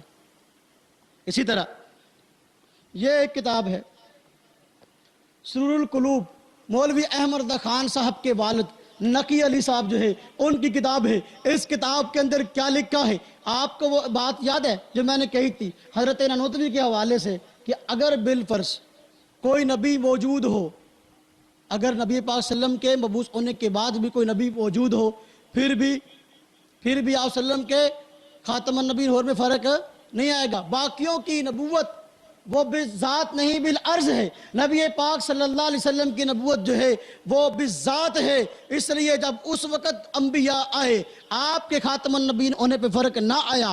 اگر ہوتا یوں ہے نہیں، ہم کہتے ہیں نہیں آئے گا ہی نہیں، बिल फर्ज वाली बात और होती है, वकू के हम कायल नहीं। हजरत ननोतवी रहमतुल्लाह अलैह ने जगह जगह अपनी एक किताब तासीरुन नास में नहीं बल्कि अपनी दूसरी कुतुब के अंदर भी लिखा है कि जो आदमी नबी पाक सल्लल्लाहु अलैहि वसल्लम के बाद किसी और नबी के आने का कायल हो वो काफर है। अब इन हजरात को वही बातें नजर नहीं आती। खैर, अगर नबी मौजूद हो, कहते जी मौजूद होने फर्ज का मतलब कि मौजूद है, अगर है तो फिर कुफर है। हम कहते ये देखो सुरूरुल कुलूब किताब का नाम है, लिखने वाले नकी अली साहब है। इस किताब के अंदर क्या लिखा है? कहते हैं कि 4 पैगंबर यानी हजरत इदरीस और हजरत ईसा और हजरत खिजर और हजरत इलियास के बाद आपकी बेसत के जिंदा रहे और उन्होंने इस इल्म में आपकी तस्दीक की और हजरत खिज़र और हजरत ईसा से तायद इस दिन की कमा हक़ुहु ज़ाहिर हुई और होगी।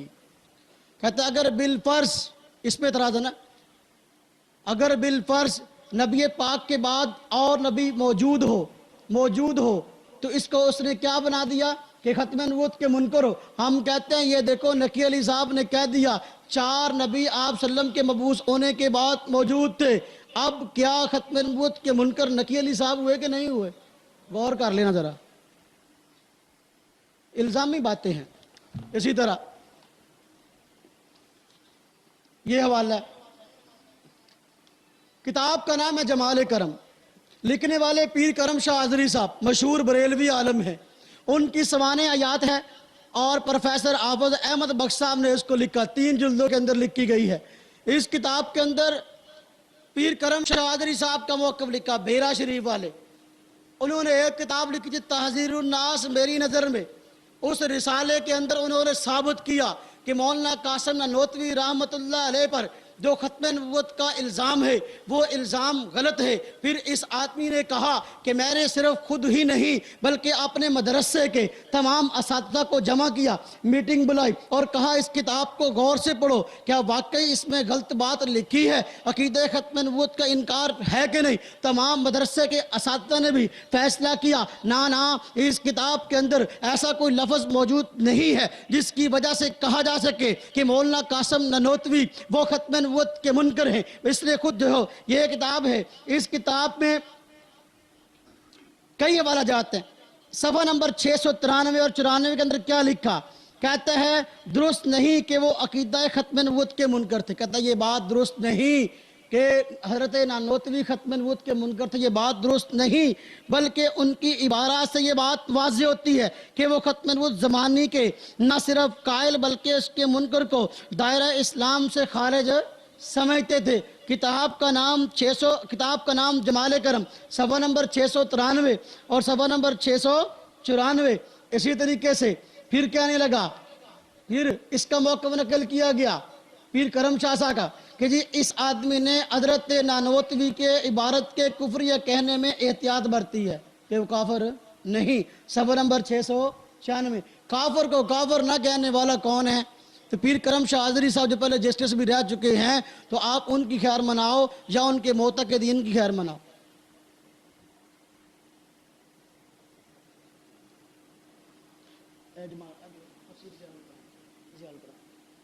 एक और किताब है तफसीर ज़ियाउल कुरान के नाम से, ये बहुत मारूफ है, बरेलवी हज़रात इसको पढ़ते भी हैं, ऐसे दर्स भी देते हैं। पीर करम शाह साहब ने लिखी है और लाहौर से छपी है 5 जिल्दों के अंदर।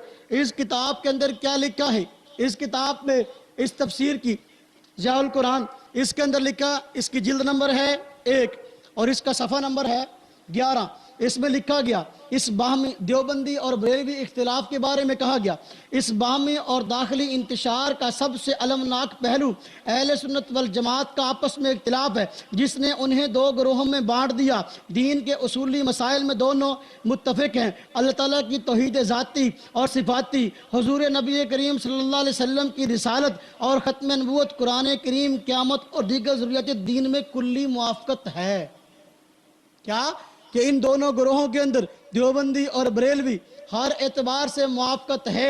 ख़त्म नबूवत का लफ्ज़ भी आया, ख़त्म नबूवत, कुरान करीम, क़यामत और दीगर ज़रूरियात दीन में कुल्ली मुआफ़क़त है।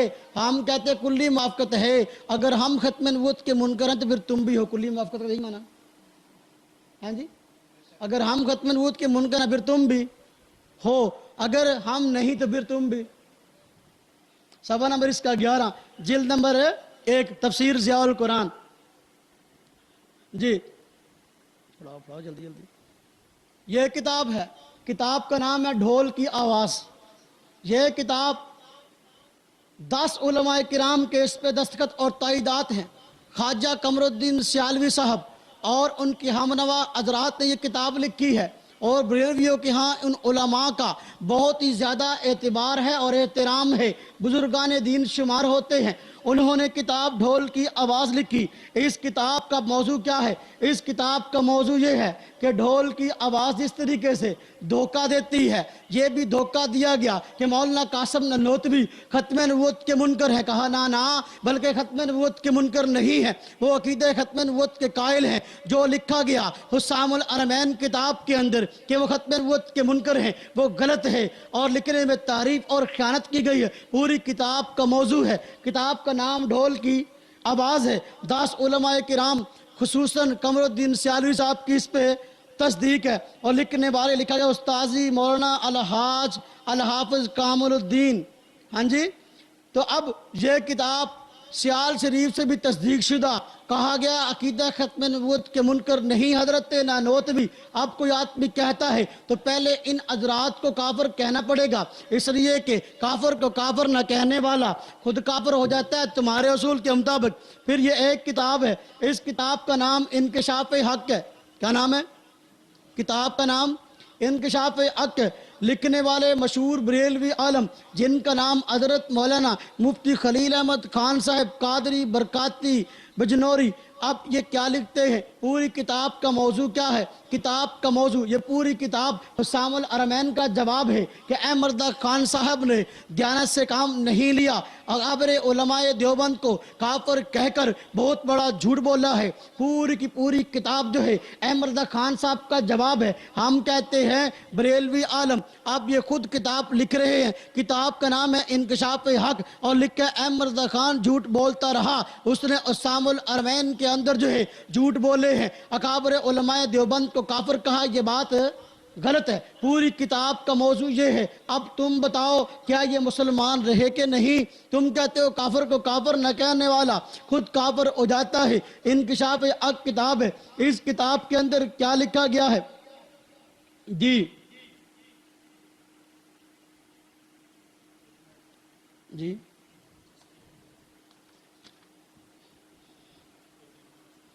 جی جی کہتے ہیں چنانچہ حسام الارمین کو دیکھ لیجئے کہ تحذیر الناس کی عبارت کو کس طرح الٹ پلٹ کی گئی ہے کہ مختلف ٹکڑے مختلف مقامات کے یکجا جمع کر ڈالے, اور وہ بھی اپنے مقصد کے موافق. پہلا ٹکڑا صفحہ 14 کا, دوسرا ٹکڑا صفحہ 28 کا, تیسرا ٹکڑا صفحہ 3 کا, اس طور سے کہ 14 اس طرح کے 14 والا اول میں لایا گیا اور 28 والا اس کے بعد اور صفحہ 3 والا آخر میں. لو جڑا صفحہ پہلے سی وہ دے الفاظ بعد جڑا بعد سی وہ دے الفاظ پہلے بنا کے جملہ بناتا, اور کیا ختم ہے وہ دے منکر. یہ ہے الٹ اور پلٹ. انکشاف حق صفحہ نمبر 189. اسی طریقے سے یہ کتاب ہے, کتاب کا نام ازالت الریب ہے. لکھنے والے ادھر متوجہ ہوں جی, کتاب کا نام ازالت الریب ہے. لکھنے والے, میں چھوٹے علماء کا حوالہ نہیں دے رہا, بڑے بڑے علماء کرام. اب یہ بریلوی عالم اشرف سیالوی صاحب یہ کیا کہتے ہیں, ذرا ان کی بات کو بھی سنیے. کہتے ہیں کہ جی دیکھو عبارات کے اندر کانٹ شانٹ کر کے کسی آدمی کو کافر کہنا یہ تو بہت بڑا ظلم ہے, اور کفر کا فتویٰ جڑ دینا یہ بڑی غلط بات ہے. کتاب کا نام ہے ازالت الریب, اور یہ کتاب کس کے خلاف لکھی ہے؟ گولڑا شریف والے پیر نصیر الدین صاحب, ان کے خلاف یہ کتاب ہے. اور اس کتاب میں کیا کہا گیا؟ عبارتوں کو کانٹ چھانٹ کر کسی کا کفر کا فتویٰ لگانا یہ بہت بڑی غلطی ہے. کتاب کا نام یہ ہے اور صفحہ نمبر 71 ہے. اور پھر اس کو چیلنج بھی کیا گیا, شاہ نصیر الدین گولڑوی کو چیلنج. اب ان دونوں کا آپس میں اختلاف ہوا. شاہ نصیر الدین گولڑوی نے اس کے خلاف کتاب لکھی ہے اشرف سیالوی کے خلاف, اشرف سیالوی نے شاہ نصیر الدین گولڑوی کے خلاف کتاب لکھی ہے. دونوں نے ایک دوسرے کو گستاخ کہا ہے. ہم کہتے ہیں اگر یہ اصول آپ کے حق میں ہے تو کیا ہمارے حق میں ٹھیک نہیں؟ ہمارے جب اکابر کی عبارتیں آتی ہیں پھر کانٹ شانٹ کرنا جائز ہو جاتا ہے, جب اپنی باری آتی ہے پھر کانٹ شانٹ کرنا ایمان بن جاتا ہے. ہاں جی, یہ کتاب ہے. کتاب کا نام میٹھی میٹھی سنتیں اور دعوت اسلامی. लिखने वाले बरेलवी आलम है अबू कलीम मोहम्मद सिद्दीक साहब। इस किताब का सफ़ा नंबर 74 है। अब सुनो क्या कहते हैं, बुजुर्गों के कलाम का उनकी मुराद के खिलाफ मतलब निकाल कर मुराद लेना सरासर जिहालत है, इसका कोई अच्छा नतीजा बरामद नहीं हो सकता। सफ़ा नंबर 74 हम कहते हैं आपके बुजुर्गों की किताबों के हवाले उनके मतलब के खिलाफ ले तो इससे तो बिगाड़ पैदा होता है। हमारे अकाबर की अब इबारात को तोड़ मरोड़ कर पेश करो तो इससे क्या जो है वो ईमान की तरबीज हो रही है। ये उसूल अपने लिए हमारे लिए नहीं है जी। ये किताब है जी, फतवा किताब का नाम है फतावा फैज़ुर रसूल। सुनिए, ये लोग कज़िया फर्जिया को भी, ये लोग कज़िया फर्जिया को भी, यानी बिल फर्ज अगर हम कहें बिल फर्ज यूं हो, उसको कहते हैं जी फर्जिया का मतलब है कि वाकई हो गया। हम कहते हैं जरा देखो अगर यही मतलब है हजरत नानोतवी के मुतल्लिक, फिर जरा अपने इस मुफ्ती साहब की खैर मनाओ। मुफ्ती साहब का नाम है मुफ्ती जलालुद्दीन अहमद साहब किबला अमजदी। आप ये बड़े मशहूर आलम हैं बरेलवी अदरात के। इस किताब के अंदर क्या लिखा, सफ़ा नंबर 9 है कि आप सल्लल्लाहु अलैहि वसल्लम के बाद किसी और नबी का पैदा होना शरअन मुहाल और अकलन मुमकिन भी ज़ात है। किसी और नबी का पैदा होना शरअन मुहाल और अकलन मुमकिन भी ज़ात है। हम कहते हैं लो कज़िया फर्जिया और जाओ अपने इस मुफ्ती पर कुफर का फतवा लगाओ। आप एक किताब है, किताब का नाम इरफान शरीयत। किताब का नाम क्या है, लिखने वाले ये किसके मलफूजात किसकी जो है वो तालीमात जमा है, अहमद खान साहब की। ये किताब इरफान शरीयत उनकी किताब है। इसमें क्या लिखा गया, सफ़ा नंबर 84 है। कहते हैं कि देखो ये कहना यानी ये कौल कि अगर नबूवत ख़त्म ना होती तो हुजूर पाक नबी सल्लल्लाहु जी हुजूर गौस पाक नबी होते, अगरचे अपने मफहूम शर्ती पर सही व जायज़ इतलाक है। क्या नबूवत ख़त्म ना होती तो हज़रत गौस पाक नबी होते। हम कहते हैं अब देखो ये कज़िया फर्जिया है ना, वो कज़िया फर्जिया उधर हज़रत नानोतवी का है, ये अहमद खान साहब का है। अहमद खान साहब अगर बिल फर्ज से बात कर लें तो वो ठीक है, अगर कासिम नोतवी साहब कर लें तो वो कुफर है। अपनी खैर मनाए। यही किताब है, किताब का नाम अदाए के अनफिया। आप ये किताब किसने छापी है, लिखने वाले फ़कीर मोहम्मद जेलमी साहब हैं। इस किताब के अंदर उलमाए अहनाफ के हालात को जमा किया गया है। और ये किताब कैसे छपी है, किसने छपवाई है, किसने कोशिश की है। इस किताब की तबाद शाह मोहम्मद चिश्ती, इकबाल फारूकी, अब्दुल हकीम शरफ कादरी बरेलवी हजरात की तहरीक और ज़ाती नुस्खा की बिना पर हुई है। यानी उन हजरात के पास ये बड़े बड़े बरेलवी जिनका मैं नाम लिया, अब भी कुछ आयात है उनमें से। अब क्या है, ये किताब उनके कहने पे छपी है। इस किताब में क्या लिखा है, मौलाना कासिम ननोतवी के फ़ज़ाइल और मनाक़िब बयान किए गए हैं कि मौलाना कासिम ननोतवी आलिम दीन है, बड़े आलम है। अब उनके फ़ज़ाइल है, हम कहते हैं एक तरफ तो काफिर कहते हो, दूसरी तरफ ऐसी किताबें शाया करते हो जिनमें उनके फ़ज़ाइल और मनाक़िब हैं। फ़ज़ाइल और मनाक़िब शाया करना जो आदमी मुसलमान ना हो, क्या ये कुफर तो नहीं। आपने ईमान की खैर मनाओ। अब्दुल हकीम शरफ कादरी साहब, इकबाल फारूकी साहब और यही शाह मोहम्मद चिश्ती साहब, ज़रा गौर करो। इस किताब का सफ़ा नंबर 509 और 510 है। हज़रत मौलाना कासिम ननोतवी रहमतुल्लाह अलैह के फ़ज़ाइल बयान किए गए।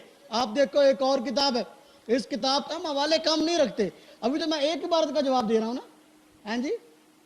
हाँ, हम हवाले कम नहीं रखते, अल्लाह का शुक्र है। तुम्हारे घर के इतने हवाले रखते हैं कि तुम खुद जो है इसलिए नहीं आए ना, इसलिए नहीं आए।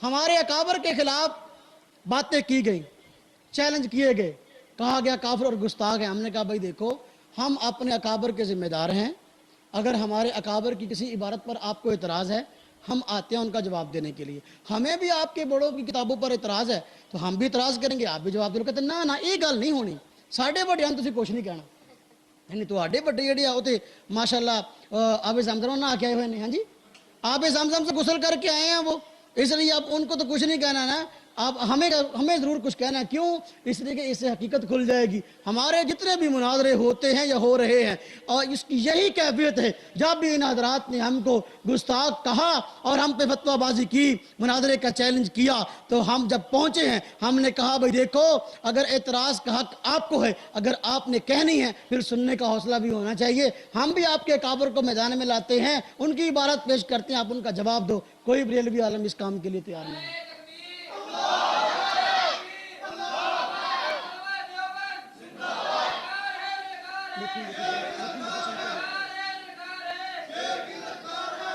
دیکھیں حضرت مولانا قاسم نانوتوی رحمۃ اللہ علیہ کو کافر کہا گیا. ہاں جی، یہ کتاب ہے سیرت رسول عربی. دیکھیے یہ کتاب کون سی ہے. اس کتاب کے متعلق اس کتاب میں لکھا ہے میٹھی میٹھی سنتے اور دعوت اسلامی. کیا لکھا ہے؟ نور بخش توکلی صاحب کا جب انتقال ہوا، کہتے ہیں جی پوچھا گیا آپ کا کیا بنا؟ وہ کہنے لگے جی واہ جی واہ، ہماری تو بخشش ہو گئی. کیسے؟ کہتے جی میری یہ کتاب اللہ کو پسند آ گئی. سیرت رسول عربی جو میں نے کتاب لکھی کس کو پسند آ گئی؟ اللہ کو پسند آ گئی. اب ذرا میرے حوالے پہ غور کرنا. اب اللہ کو جو کتاب پسند آئی ہے اس میں کیا لکھا ہے؟ اس میں لکھا ہے حضرت کیا لکھا ہے؟ صفحہ نمبر 510 مولانا مولوی محمد قاسم نانوتوی رحمت اللہ علیہ یوں عرض کرتے ہیں. جی مولانا ہمارے آقا ہیں جی قاسم نانوتوی رحمت اللہ علیہ. اب ان یہ کتاب کے اندر نہیں، 20 کتابوں کے اندر لکھا ہے کہ کافر آدمی مرتد اور گستاخ کو مولانا کہنا اور پھر جو ہے رحمت اللہ علیہ کہنا یہ خود گستاخی ہے. اب میں کہتا ہوں میری بات پہ غور کرو. جو کتاب اللہ کو پسند آئی اس میں کیا لکھا گیا؟ رحمت اللہ، اللہ ان پہ رحمت کرے. جو کتاب اللہ کو پسند آئی اس میں رحمت اللہ علیہ لکھا ہے. معلوم ہوا اللہ کو مولانا قاسم نانوتوی کا رحمت اللہ علیہ ہونا پسند ہے. آؤ تمہاری کتابیں ہیں بھائی، اللہ کو رحمت اللہ علیہ ہونا کیا ہے؟ پسند ہے. اب حوالہ تمہارا، پریشان ہونا تو ہو جاؤ. یہ کتاب ہے، کتاب کا نام لطمت الغیب. یہ کس نے لکھی ہے؟ نصیر الدین گولڑوی صاحب جو ہیں گولڑا شریف والے، پیر میر علی شاہ صاحب کے سلسلہ سے ہیں. اشرف سیالوی جو مشہور عالم ان کا گزرا، جس کا میں نے تھوڑا سا تعارف پہلے کروایا، اس کے خلاف کتاب ہے. اور یہ تمانچہ اس آدمی نے اس کے منہ پر مارا ہے. کتاب کا نام تماچا ہے جی، ترجمہ میں نے کیا تھوڑا سا. ہاں جی، اب اس کتاب کے اندر کیا لکھا ہے سنیے ذرا. کتاب کا صفحہ نمبر 221 ہے. کہتے ہیں جی کس کو مخاطب کر کے؟ اشرف سیالوی کو، جو کہتے ہیں میں جھانگ کا مناظرہ جیتا. ہاں جی، جیتا نہیں ہارا. 13 کتابیں تیرے کفر پہ آ گئی، بقول تمہارے کفر پہ مرا. کہتا ہے جی صفحہ نمبر 221 لیکن ذرا تھوڑی فرصت نکال کر علماء دیوبند کے متعلق مقابیس المجالس کے یہ کلمات بھی ضرور پڑھ لیں. مولوی رشید احمد صاحب گنگوئی بھی حاجی صاحب کے مرید اور خلیفہ اکبر ہیں. ان کے اور خلفاء بھی بہت ہیں. چنانچہ مولوی محمد قاسم صاحب، یہ حوالہ میں نے پیش کرنا ہے. چنانچہ مولوی محمد قاسم صاحب رحمت اللہ علیہ بھی لکھا ہے، اور مولوی محمد یعقوب صاحب وغیرہ. اگرچہ دارالعلوم دیوبند کے بانی مبانی مولوی محمد قاسم نانوتوی رحمت اللہ علیہ مشہور ہیں، لیکن دراصل یہ دارالعلوم حضرت حاجی امداد اللہ قدس اللہ سرہ کے حکم پر جاری ہوا. نیز اس کا حاشیہ بھی ملاحظہ ہو حضرت خواجہ صاحب کے اس ملفوظ سے. یہ کس کا؟ مقابیس المجالس والے خواجہ صاحب. یہ حضرت خواجہ صاحب کے اس ملفوظ سے ثابت ہوا کہ مولانا رشید احمد گنگوہی، مولانا محمد قاسم نانوتوی وغیرہ علماء دیوبند صحیح معنوں میں حاجی امداد اللہ مہاجر مکی کے خلیفہ اور اہل طریقت تھے. حالانکہ بعض بھی ان کو غلط فہمی سے وہابی کہتے تھے. غلط فہمی سے، ویسے ہیں نہیں. ہاں جی، کیا کہا گیا؟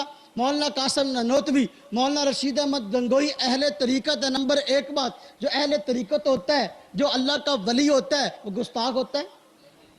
اب اہل طریقت مان لیا، اب گستاخ کہنے کا سوال ہی پیدا نہیں ہوتا. پھر اگلی بات، حضرت حاجی امداد اللہ مہاجر مکی، جن کے بارے میں بریلوی حضرات خود کہتے ہیں کہ وہ اللہ کے بہت بڑے ولی تھے، اپنی کتابوں کے اندر ان کے فضائل اور مناقب بیان کرتے ہیں، یہ ان کے خلیفہ تھے. میں کہتا ہوں مولانا قاسم نانوتوی، مولانا رشید احمد گنگوہی اگر گستاخ رسول تھے، حاجی امداد اللہ صاحب نے جو ہے ان کو خلافت کیسے دے دی؟ تم خود کہتے بزرگ تھے. کافر کو مسلمان ماننے والا کون ہے؟ بات کہاں جائے گی؟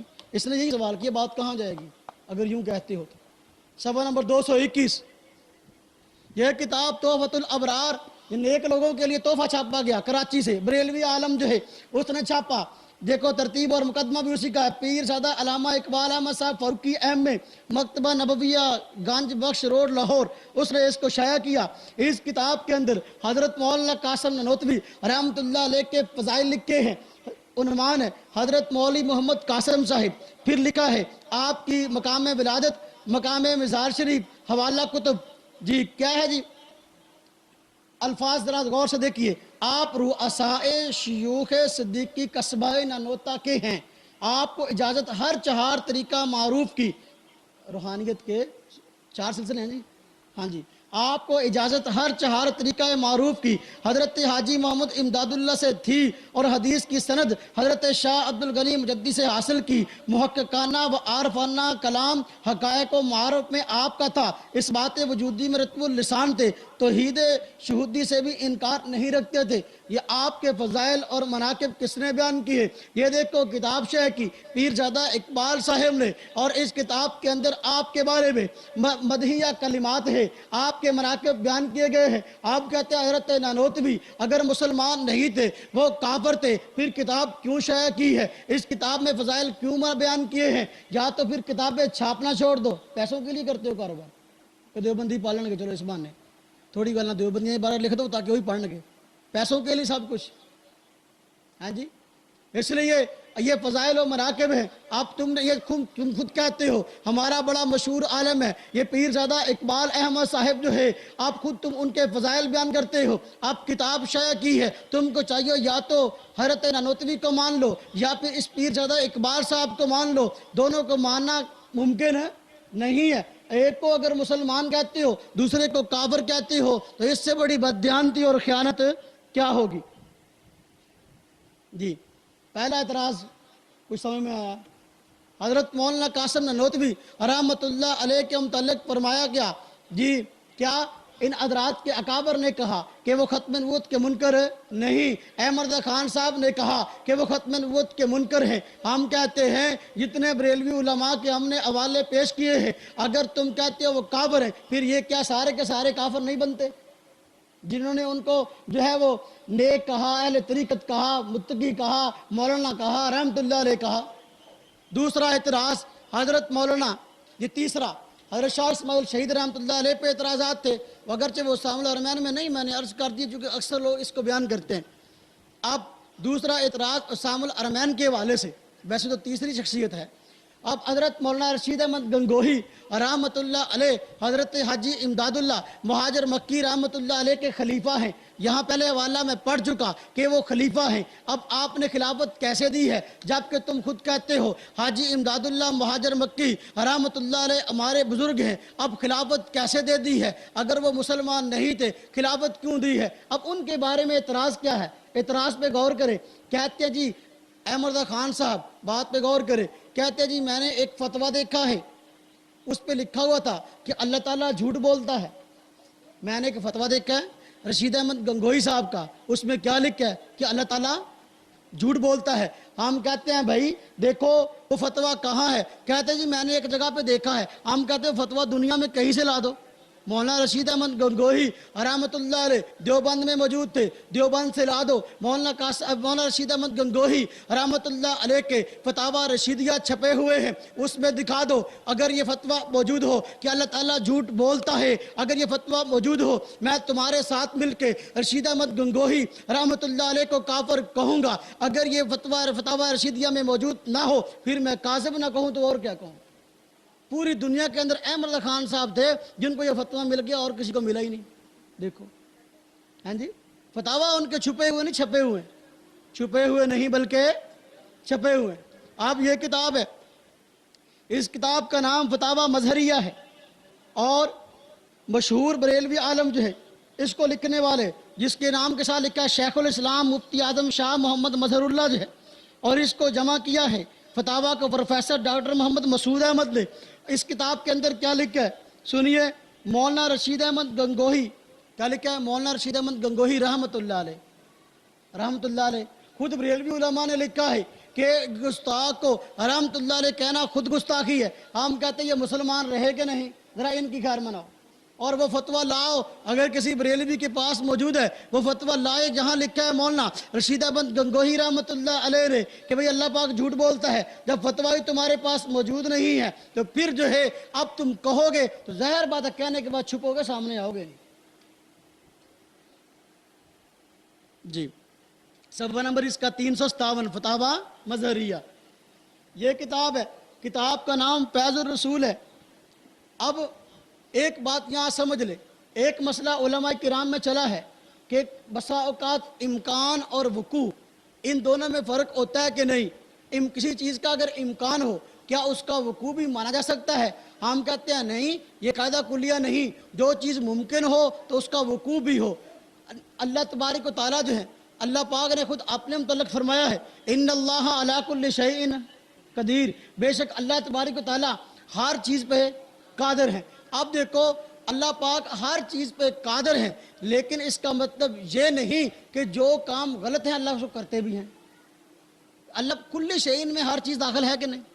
ہاں جی، تو یہاں امکان کہتے ہیں امکان کذب، اللہ تبارک و تعالیٰ کیا جھوٹ بول سکتے ہیں؟ اللہ میں طاقت ہے، ان اللہ علی کل شیء قدیر، طاقت تو ہے لیکن بولتے نہیں۔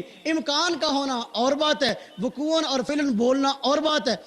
حضرت مولانا رشید احمد گنگوہی رحمۃ اللہ علیہ نے یہ کہیں نہیں لکھا اللہ پاک جھوٹ بولتا ہے، امکان کی بات اور ہے، وقوع کی بات اور ہے، وگرنہ اگر امکان سے بات وقوع والی ہو جاتی ہے پھر ہم بھی حوالہ پیش کرتے ہیں۔ یہ دیکھو فتاوی فیض الرسول، اس کی جلد نمبر 1 ہے اور اس کا صفحہ نمبر 2 ہے، اس میں لکھا گیا کیا؟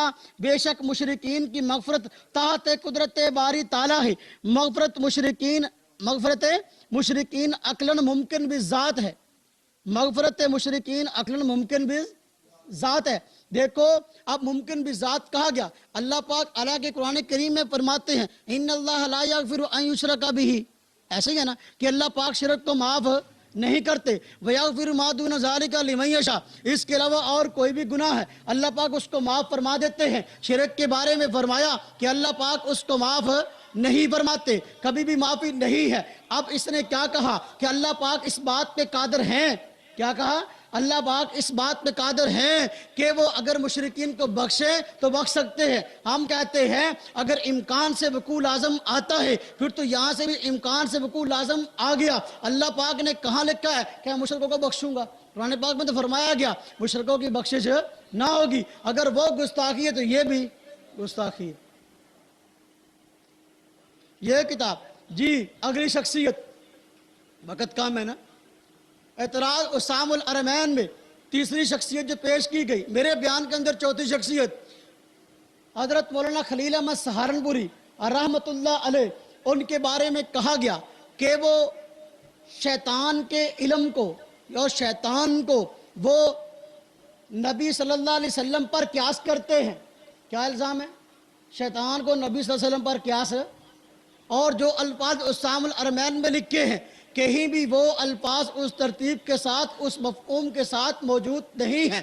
کوئی بھی بریلوی عالم اس کو دکھا نہیں سکتا کہ حضرت مولانا خلیل احمد سہارنپوری رحمۃ اللہ علیہ نے اپنی کتاب براہین قاطعہ کے اندر کہیں بھی یہ الفاظ لکھے ہو کہ دیکھو جو شیطان کا علم ہے وہی نبی کا علم ہے، شیطان کو نبی پر وہ قیاس کیا ہو اور وہ مفہوم جو ہے بیان کیا ہو جو کہ احمد رضا خان نے بیان کیا، وہ خیانت ہے۔ ہم کہتے ہیں اگر اس کا حوالہ پیش کرتے ہو ہم بھی حوالہ پیش کرتے ہیں۔ یہ دیکھو کتاب کا نام انوار ساتیہ اور حضرت مولانا خلیل احمد سہارنپوری رحمۃ اللہ علیہ کتاب براہین قاطعہ، اس کا جواب لکھا گیا ہے۔ لکھنے والا مشہور بریلوی عالم عبد السمیع رامپوری ہے، اس نے یہ کتاب لکھی، ضیاء القرآن مکتبے نے اس کو شائع کیا ہے۔ اس کتاب کا صفحہ نمبر 357 ہے، اس میں خود جو ہے اس کتاب کے اندر شیطان کو نبی پاک صلی اللہ علیہ وسلم پر قیاس کیا گیا، نبی پاک صلی اللہ علیہ وسلم کو شیطان پر قیاس کیا گیا۔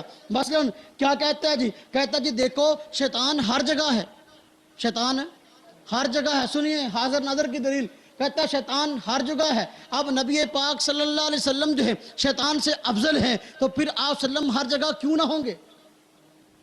کیا قیاس کیا ہے؟ میری بات کو ذرا غور سے سننا۔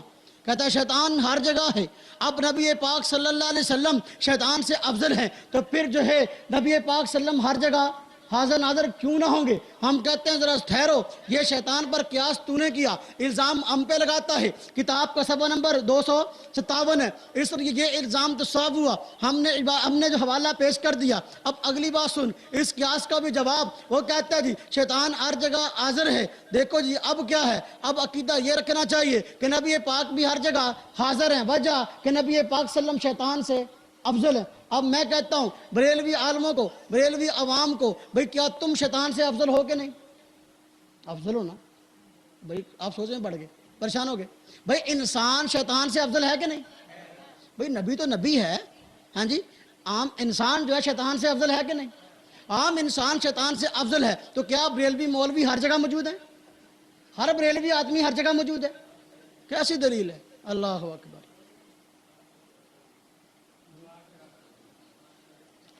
پانچ بج گئے؟ اچھا، اللہ اکبر! یہ فتاوی مظہریہ، جی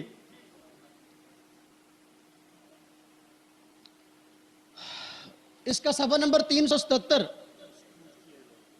اس میں لکھا ہے کہ دیکھو علماء دیوبند کے بارے میں فتویٰ پوچھا گیا، کیا وہ مولوی قاسم نانوتوی رحمۃ اللہ علیہ، اشرف علی تھانوی رحمۃ اللہ علیہ، رشید احمد گنگوہی رحمۃ اللہ علیہ، خلیل احمد سہارنپوری رحمۃ اللہ علیہ، ان کے متعلق پوچھا گیا کیا ان کو کافر کہا جائے؟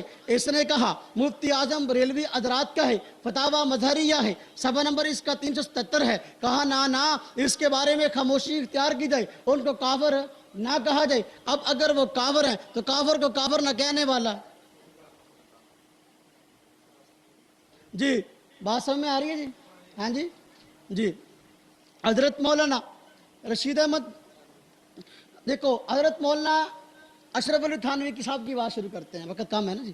ان پر اعتراض کیا گیا کہ وہ نبی پاک صلی اللہ علیہ وسلم کے علم کو وہ پاگلوں پر اور عام لوگوں پر قیاس کرتے ہیں کہ جیسا علم نبی پاک صلی اللہ علیہ وسلم کو ہے ایسا علم جو ہے وہ تو ہر آدمی کو ہے۔ ہم کہتے ہیں اصل عبارت تم نے نہ پیش کی ہے نہ اس طرح پیش کر سکتے ہو، حالانکہ جو اصل مطلب ہے وہ بیچارے بریلوی حضرات خود پیٹ کے رہ گئے بات کے اندر کہ وہ مطلب بنتا ہی نہیں جو احمد رضا خان صاحب نے سمجھا ہے۔ چنانچہ انکشاف حق کتاب اس کا حوالہ پیش کروں گا، اس نے خود لکھا یہ مفہوم بنتا ہی نہیں، احمد رضا خان صاحب نے جو ہے اس میں خیانت کی ہے۔ خیر میں بات عرض کر رہا تھا کہ دیکھو اشرف علی تھانوی صاحب رحمۃ اللہ علیہ کو کافر اور مرتد اور گستاخ کہا گیا۔ ایک عالم تھے جن کا نام یہاں لکھا عبد الباری فرنگی محلی، اشرف علی تھانوی صاحب رحمۃ اللہ علیہ کی حفظ الایمان جس کی عبارت پر ان کو اعتراض ہے، احمد رضا خان صاحب نے اس عبارت کو عبد الباری فرنگی محلی صاحب کے سامنے پیش کیا، کہا یہ تھانوی صاحب کی عبارت ہے، آپ بتاؤ ان کو کافر کہتے ہو کہ نہیں؟ انہوں نے کہا کہ میں کافر نہیں کہتا۔ اب دیکھو اب کافر کو کافر نہ کہے وہ کون ہوتا ہے؟ ہاں جی اب دیکھو پھر اگلی بات پہ غور کرو کہ اب اگر انہوں نے کافر نہیں کہا، دو راستے تھے، احمد رضا خان صاحب یا تو عبد الباری فرنگی محلی صاحب سے تعلقات کو ختم کر دیتے کہ وہ گستاخ تھے، انہوں نے گستاخ کی جو ہے وہ سائیڈ لی ہے، ان کو کافر نہیں کہا، یا پھر حضرت تھانوی رحمۃ اللہ علیہ کو مسلمان مانتے۔ اب ہوا کیا ہے، انہوں نے تکفیر نہیں کی عبد الباری محلی رحمۃ اللہ علیہ نے، اس کے باوجود جو ہے احمد رضا خان صاحب نے ان سے تعلقات برقرار رکھے ہیں، ان سے تعلقات برقرار ہے۔ اب ہم کہتے ہیں یا تو تم مسلمان نہیں یا پھر یہ مسلمان نہیں، صفحہ نمبر 499۔ ایسی بات جو حضرت تھانوی رحمۃ اللہ علیہ کی طرف منسوب ہے عام آدمی نہیں کہہ سکتا، عالم دین کیسے کہہ سکتا ہے؟ جی کہتے ہیں جی دیکھو یہاں ایک کتاب کا نام انکشاف حق، یہ ان حضرات کے بریلوی حضرات کے محدث کچھوچوی صاحب گزرے ہیں، یہ بڑے عالم تھے۔ اب کہتے ہیں جی ان حضرات نے کیا کیا، سنیے، مولانا اشرف علی تھانوی صاحب رحمۃ اللہ علیہ جو ہیں ان کے ایک جی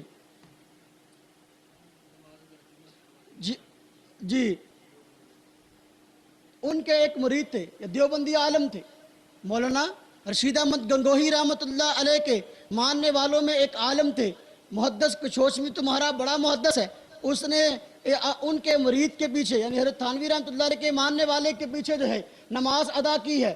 ان بریلوی علماء نے اپنے تمام فتاویٰ کے اندر لکھا ہے دیوبندی عالم کے پیچھے جو آدمی نماز پڑھتا ہے اس کی نماز تو ہوتی ہی نہیں، وہ ایمان سے بھی خارج ہو جاتا ہے۔ ہم کہتے ہیں اب حضرت تھانوی رحمۃ اللہ علیہ کے ماننے والے دیوبندی عالم کے پیچھے تمہارا محدث کچھوچوی نماز پڑھتا ہے، بتاؤ مسلمان رہا کہ نہیں؟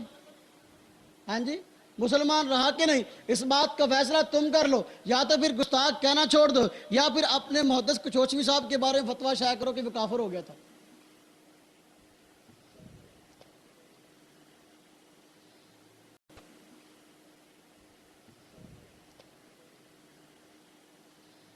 جی اب دیکھو یہ فتاویٰ کن کا ہے؟ پیر میر علی شاہ گولڑی صاحب کا فتاویٰ مہریہ۔ اس کے اندر کیا لکھا ہے؟ حضرت شاہ اسماعیل شہید رحمۃ اللہ علیہ کے موافق بھی لوگ ہیں، مخالف بھی لوگ ہیں۔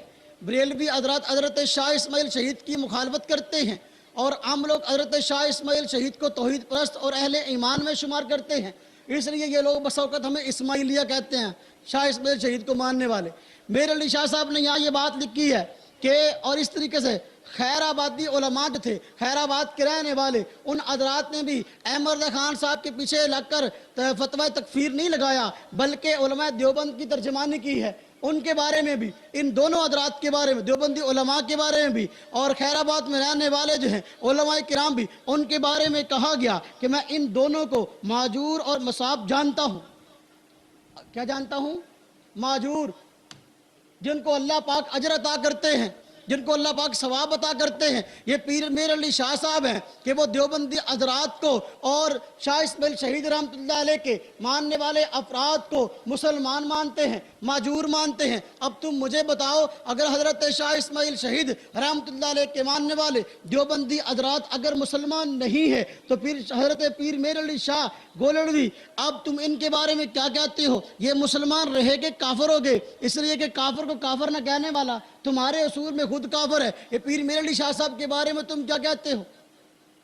ہاں جی، اسی طریقے سے ایک اور سوال پوچھا گیا، اس کتاب، اس کا حوالہ نمبر صفحہ نمبر 9 ہے، اور اسی طرح آپ صلی اللہ علیہ وسلم کو بشر کہا جائے کہ نہ کہا جائے، یہ سوال فتاویٰ مہریہ کے اندر پوچھا گیا۔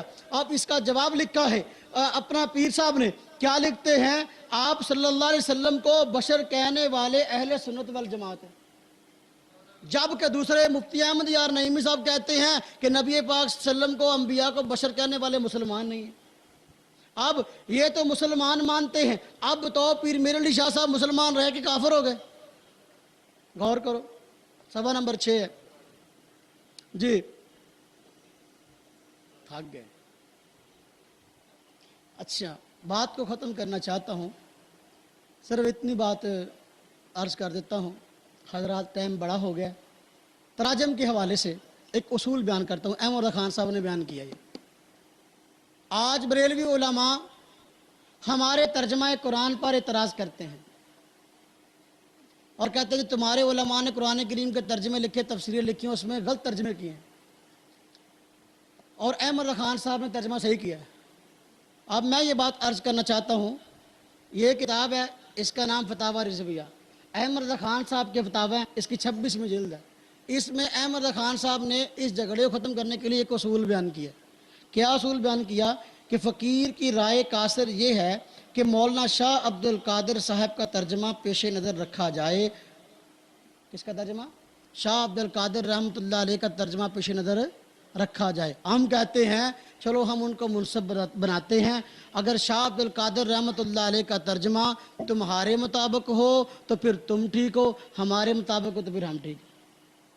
آؤ، کبھی بھی تیار نہ ہوگے، کبھی بھی تیار لاؤ شاہ عبد القادر رحمۃ اللہ علیہ کا ترجمہ، وہ ہمارے موافق ہے۔ تم تو ان پہ آج بریلوی علماء شاہ عبد القادر رحمۃ اللہ علیہ کے ترجمہ میں کیڑے نکالتے ہیں اور ان کو بھی گستاخ کہتے ہیں، جبکہ یہ بڑا پیر کہہ گیا کہ نہ ان کو منصب بنا لو اور ان کے ترجمے کو دیکھ لو۔ ہم کہتے ہیں ان کے ترجمے کو دیکھو، پھر پتہ چلے گا وہ کن کے حق میں ہے۔ الحمدللہ وہ ہمارے حق میں۔ کبھی بھی تراجم پہ بحث کرنی ہوتی ہے انشاءاللہ شاہ عبد القادر کا ترجمہ لائیں گے اور پھر تم کو بٹھائیں گے اور پھر فیصلہ ہوگا سچا کون اور جھوٹا کون ہے۔ پھر اگلی بات جی، ایک آدمی مجھے کہنے لگا کہ جی ترجمہ کیا گیا وَوَجَدَكَ ضَالًّا فَهَدَىٰ، سورہ زحام میں آیت ہے نبی پاک صلی اللہ علیہ وسلم کے متعلق کہ جو تمہارے علماء نے ترجمہ غلط کیا ہے اس کا۔ میں نے کہا اچھا، اب ترجمہ ٹھیک تمہارے عالم نے کیا کیا ہے؟ تمہارے عالم نے ترجمہ ٹھیک کون سا کیا ہے؟ کہتا ہے جی دیکھو احمد رضا خان صاحب نے ترجمہ بڑا اچھا کیا ہے۔ میں نے کہا سناؤ۔ اب وہ سناتا ہے اور میں اس کو پڑھتا ہوں۔ کیا پڑھتا ہے؟ کہتا ہے وَوَجَدَكَ ضَالًّا فَهَدَىٰ، اس کا ترجمہ کیا ہے؟ کہتا ہے اور تمہیں اپنی محبت میں خود رفتہ پایا تو اپنی طرف راہ دی۔ اپنی محبت میں خود رفتہ پایا، خود رفتہ کیا پایا؟ اپنی مرضی کے مطابق چلنے والا، اپنی خواہش پہ چلنے والا۔ اب سنیے، یہی ترجمہ خود رفتہ بریلوی علماء کرام نے ایک کتاب کے اندر نہیں کئی کتابوں کے اندر لکھا ہے ایک لفظ جو زو معنی ہے یعنی ایک معنی اس کا اچھا بنتا ہے دوسرا معنی اس کا برا بنتا ہے وہ لفظ نبی کے لیے استعمال نہیں کر سکتے دیکھیے نبی پاک صلی اللہ علیہ وسلم کو خود رفتہ کہا ہے جبکہ دوسری طرف دیکھو سورہ یوسف کے اندر واقعہ ہے زلیخا اور یوسف حضرت یوسف کا اب زلیخا نے حضرت یوسف کو بہکایا ہے وہاں پر الفاظ آئے ہیں زلیخا کے بارے میں کہ وہ اس کو غلطی ہوئی اور اس نے حضرت یوسف کو پھسلانے کی کوشش کی لیکن حضرت یوسف تو پیغمبر تھے وہ کیسے پھسل سکتے تھے یہ آپ احمد رضا خان صاحب سنیے اس کا ترجمہ کیا کرتے ہیں اِنَّا لَنَرَاهَا فِي ضَلَالٍ مُبِينٍ یہ ترجمہ ہے کہنے والوں نے کس کو کہا زلیخا کو کہا کہ اِنَّا لَنَرَاهَا فِي ضَلَالٍ مُبِينٍ ترجمہ کرتے ہیں تو اے سری خود رفتہ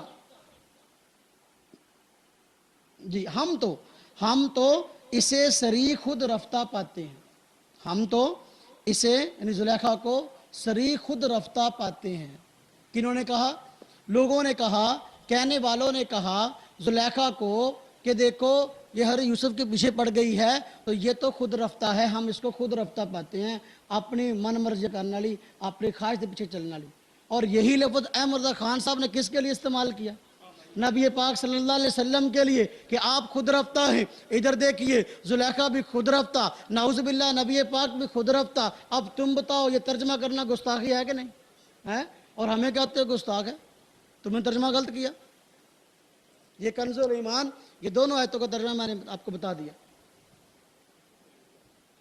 سنیے احمد رضا خان صاحب نے ترجمہ لکھا اب اس کی داستان بڑی لمبی ہے وگرنہ میں اس پہ عرض کرتا کچھ تفصیل کے ساتھ احمد رضا خان صاحب نے ہمارے خلاف بڑی کتابیں لکھی ہیں آپ کتابیں اٹھا کے دیکھیے درجنوں کتابیں ہمارے خلاف لکھی ہیں لیکن یہ ایسا عالم دین ہے کہ جس کے فتاویٰ دیکھو اب درجنوں اس کی جلدیں شائع ہو گئی ہیں ایک بھی رسالہ نبی پاک صلی اللہ علیہ وسلم پر درود شریف پڑھنے کے فضائل سے متعلق نہیں لکھا 26ویں جلد کا تو میں نے حوالہ دیا نا جی ہاں جی اب 30 کے قریب جلدیں ہیں ہاں جی 32-33 جلدیں ہیں لیکن دیکھو ایک بھی رسالہ اتنی جلدوں کے اندر نبی پاک صلی اللہ علیہ وسلم کے درود پر آپ وسلم پر درود پڑھنے کے جو فضائل ہیں یا مسائل ہیں اس پہ نہیں لکھا فضائل درود شریف لکھنے کا موقع نہیں ملا ساری زندگی ہماری مخالفت میں گزر گئی پھر اگلی بات سنیے کیا کہ احمد خان صاحب سے ان کے مرید جلال الدین امجدی صاحب نے کہا کہ جی دیکھو آپ نے اتنا کام کیا ایک قرآن پاک کا ترجمہ بھی لکھ دو قرآن پاک کا یہ کہتے ہیں جی کہ اپنا احمد خان صاحب نے توجہ ہی نہ دی بار بار کہا گیا ترجمہ قرآن بھی لکھ دو اس نے کہا اچھا چلو ٹھیک ہے پھر دوپہر کو کلولے کے وقت اور رات کو سونے کے وقت آیا کرو میں لکھایا کروں گا اب تم مجھے بتاؤ جب دوپہر کو آدمی کو نیند آ رہی ہو اور رات کو بھی جو ہے سونے اب جب آدمی لگے آنکھیں نیند سے بھری ہوئی ہو تو کیسا ترجمہ لکھوائے گا دماغ کام کرے گا ہاں جی یہی وجہ ہے پوری دنیا کے ترجمے اور تفسیریں اٹھا کے دیکھ لو وہ ایک طرف ہے احمد رضا خان صاحب کا ترجمہ ایک طرف ہے جب آدمی کا دماغ بھی سونے کے وقت کام نہیں کرتا اس وقت جو ہے وہ اب ترجمہ قرآن لکھانے بیٹھا تو کیسا لکھے گا آپ سمجھ گئے نا جی یہی بات یہاں یہ خصوصی نمبر ہے احمد رضا خان صاحب پر المیزان بمبئی رسالہ نکلتا ہے خصوصی نمبر احمد رضا خان صاحب پر شائع کیا گیا اس میں یہ حوالہ جو میں نے پڑھا ہے اس میں لکھا گیا کہ جی دیکھو بڑا اصرار کیا گیا پھر کہا کہ جی آپ اس وقت آ جایا کریں جی ہاں جی کس وقت ہاں جی آپ رات میں سونے کے وقت یا دن میں کلولہ کے وقت آ جایا کریں میں لکھا دیا کروں اپنے مریض صاحب کو کہنے لگا جی اگلی بات دیکھیے پھر احمد رضا خان صاحب کے ترجمے کا کمال کہتے ہیں کہ جی احمد رضا خان صاحب نے قرآن کریم کا ترجمہ کیا ایسا برجستہ ترجمہ کیا ایسے ماہر تھے کبھی بھی قرآن پاک کا ترجمہ لکھوانے کے لیے ان کو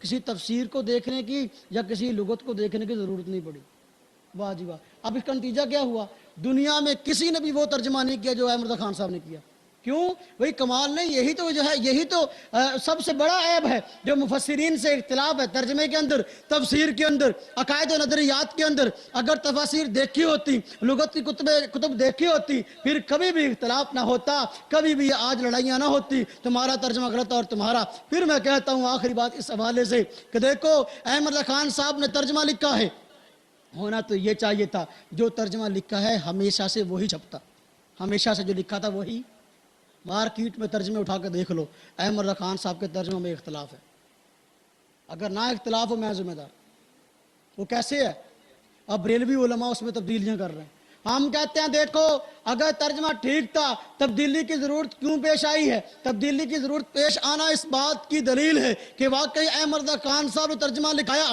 وہ ترجمہ قرآن غلط تھا. وہ ترجمہ قرآن وقت نہیں ہے وگرنہ میں اس پہ والا جات دکھاتا کہ پرانے اور نئے ترجموں میں کیا فرق ہے. جی ہاں جی. اب وقت ہمارے پاس کافی ہو گیا. یہ فضائل دعا دکھائیے گا. یہ ایک کتاب ہے. آج کل بریلوی علماء جو ہیں ہمارے ترجموں پر اعتراض کرتے ہیں لیغفر لک اللہ ما تقدم من ذنبک وما تاخر. کہتے جی آپ نے اس کا ترجمہ کیا غلط کیا. اور خود دیکھو یہ احمد رضا خان صاحب کے والد ہیں ہیں جی جس کے انہوں نے کتاب لکھی فضائل دعا نقی علی صاحب نے. اب اس کی تشریح کی ہے احمد رضا خان صاحب نے خود. اور اس رسالے کے اندر خود وہی ترجمہ لکھا گیا ہے جو بریلوی ہم پر اعتراض کرتے ہیں. وہی ترجمہ لکھا گیا ہے کہ جی نبی پاک صلی اللہ علیہ وسلم کی طرف گناہ کی نسبت کی گئی ہے. نبی پاک صلی اللہ علیہ وسلم کی طرف گناہ کی. آپ صفحہ نمبر 86 ہے. اس کے اندر وہی ترجمہ ہے. اگر چلو پڑھ لیتے ہیں اس کو.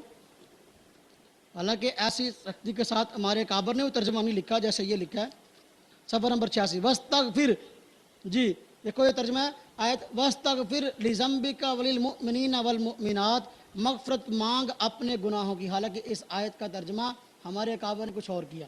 اب مغفرت مانگ اپنے گناہوں کی اور سب مسلمان مردوں اور مسلمان عورتوں کے لیے. ہم کہتے ہیں اگر یہ ترجمہ کرنا گستاخی ہے اور یہ دیکھو نقی علی صاحب نے کر دیا. احمد خان صاحب اس کی شرح کر رہے ہیں. آپ خود دیکھو بھی یہ کیا چیز ہے. پھر اگلی بات کو ختم کر رہے ہیں. اللہ اکبر. ہندوستان کے اندر بزرگ آدمی کو تو کے لفظ سے مخاطب کرنا گستاخی ہے. یہ کس نے لکھا ہے؟ یہ کتاب اصول الرشاد. اور اس کتاب کو لکھنے والے نقی علی خان صاحب ہیں احمد رضا خان صاحب کے والد. اور اس کا صفحہ نمبر اس بات کا جو اس میں لکھی گئی ہے صفحہ نمبر 35 اور 228 کہ بڑے بزرگ آدمی کو تو کہنا گستاخی ہے. اب آپ ترجمہ کنز الایمان دیکھ لیجئے. نبی پاک صلی اللہ علیہ وسلم کو ایک جگہ نہیں بلکہ درجنوں جگہ پر تو کہہ کے مخاطب کیا گیا اور خود لکھا گیا اس طرح کہنا گستاخی ہے. اب تم مجھے بتاؤ باپ کچھ کہہ رہا ہے اور بیٹا کچھ کہہ رہا ہے. باپ اور بیٹے کا موقف ایک نہیں ہے تو یہاں پوری امت ایک کیسے ہو جائے؟ ہاں جی جی.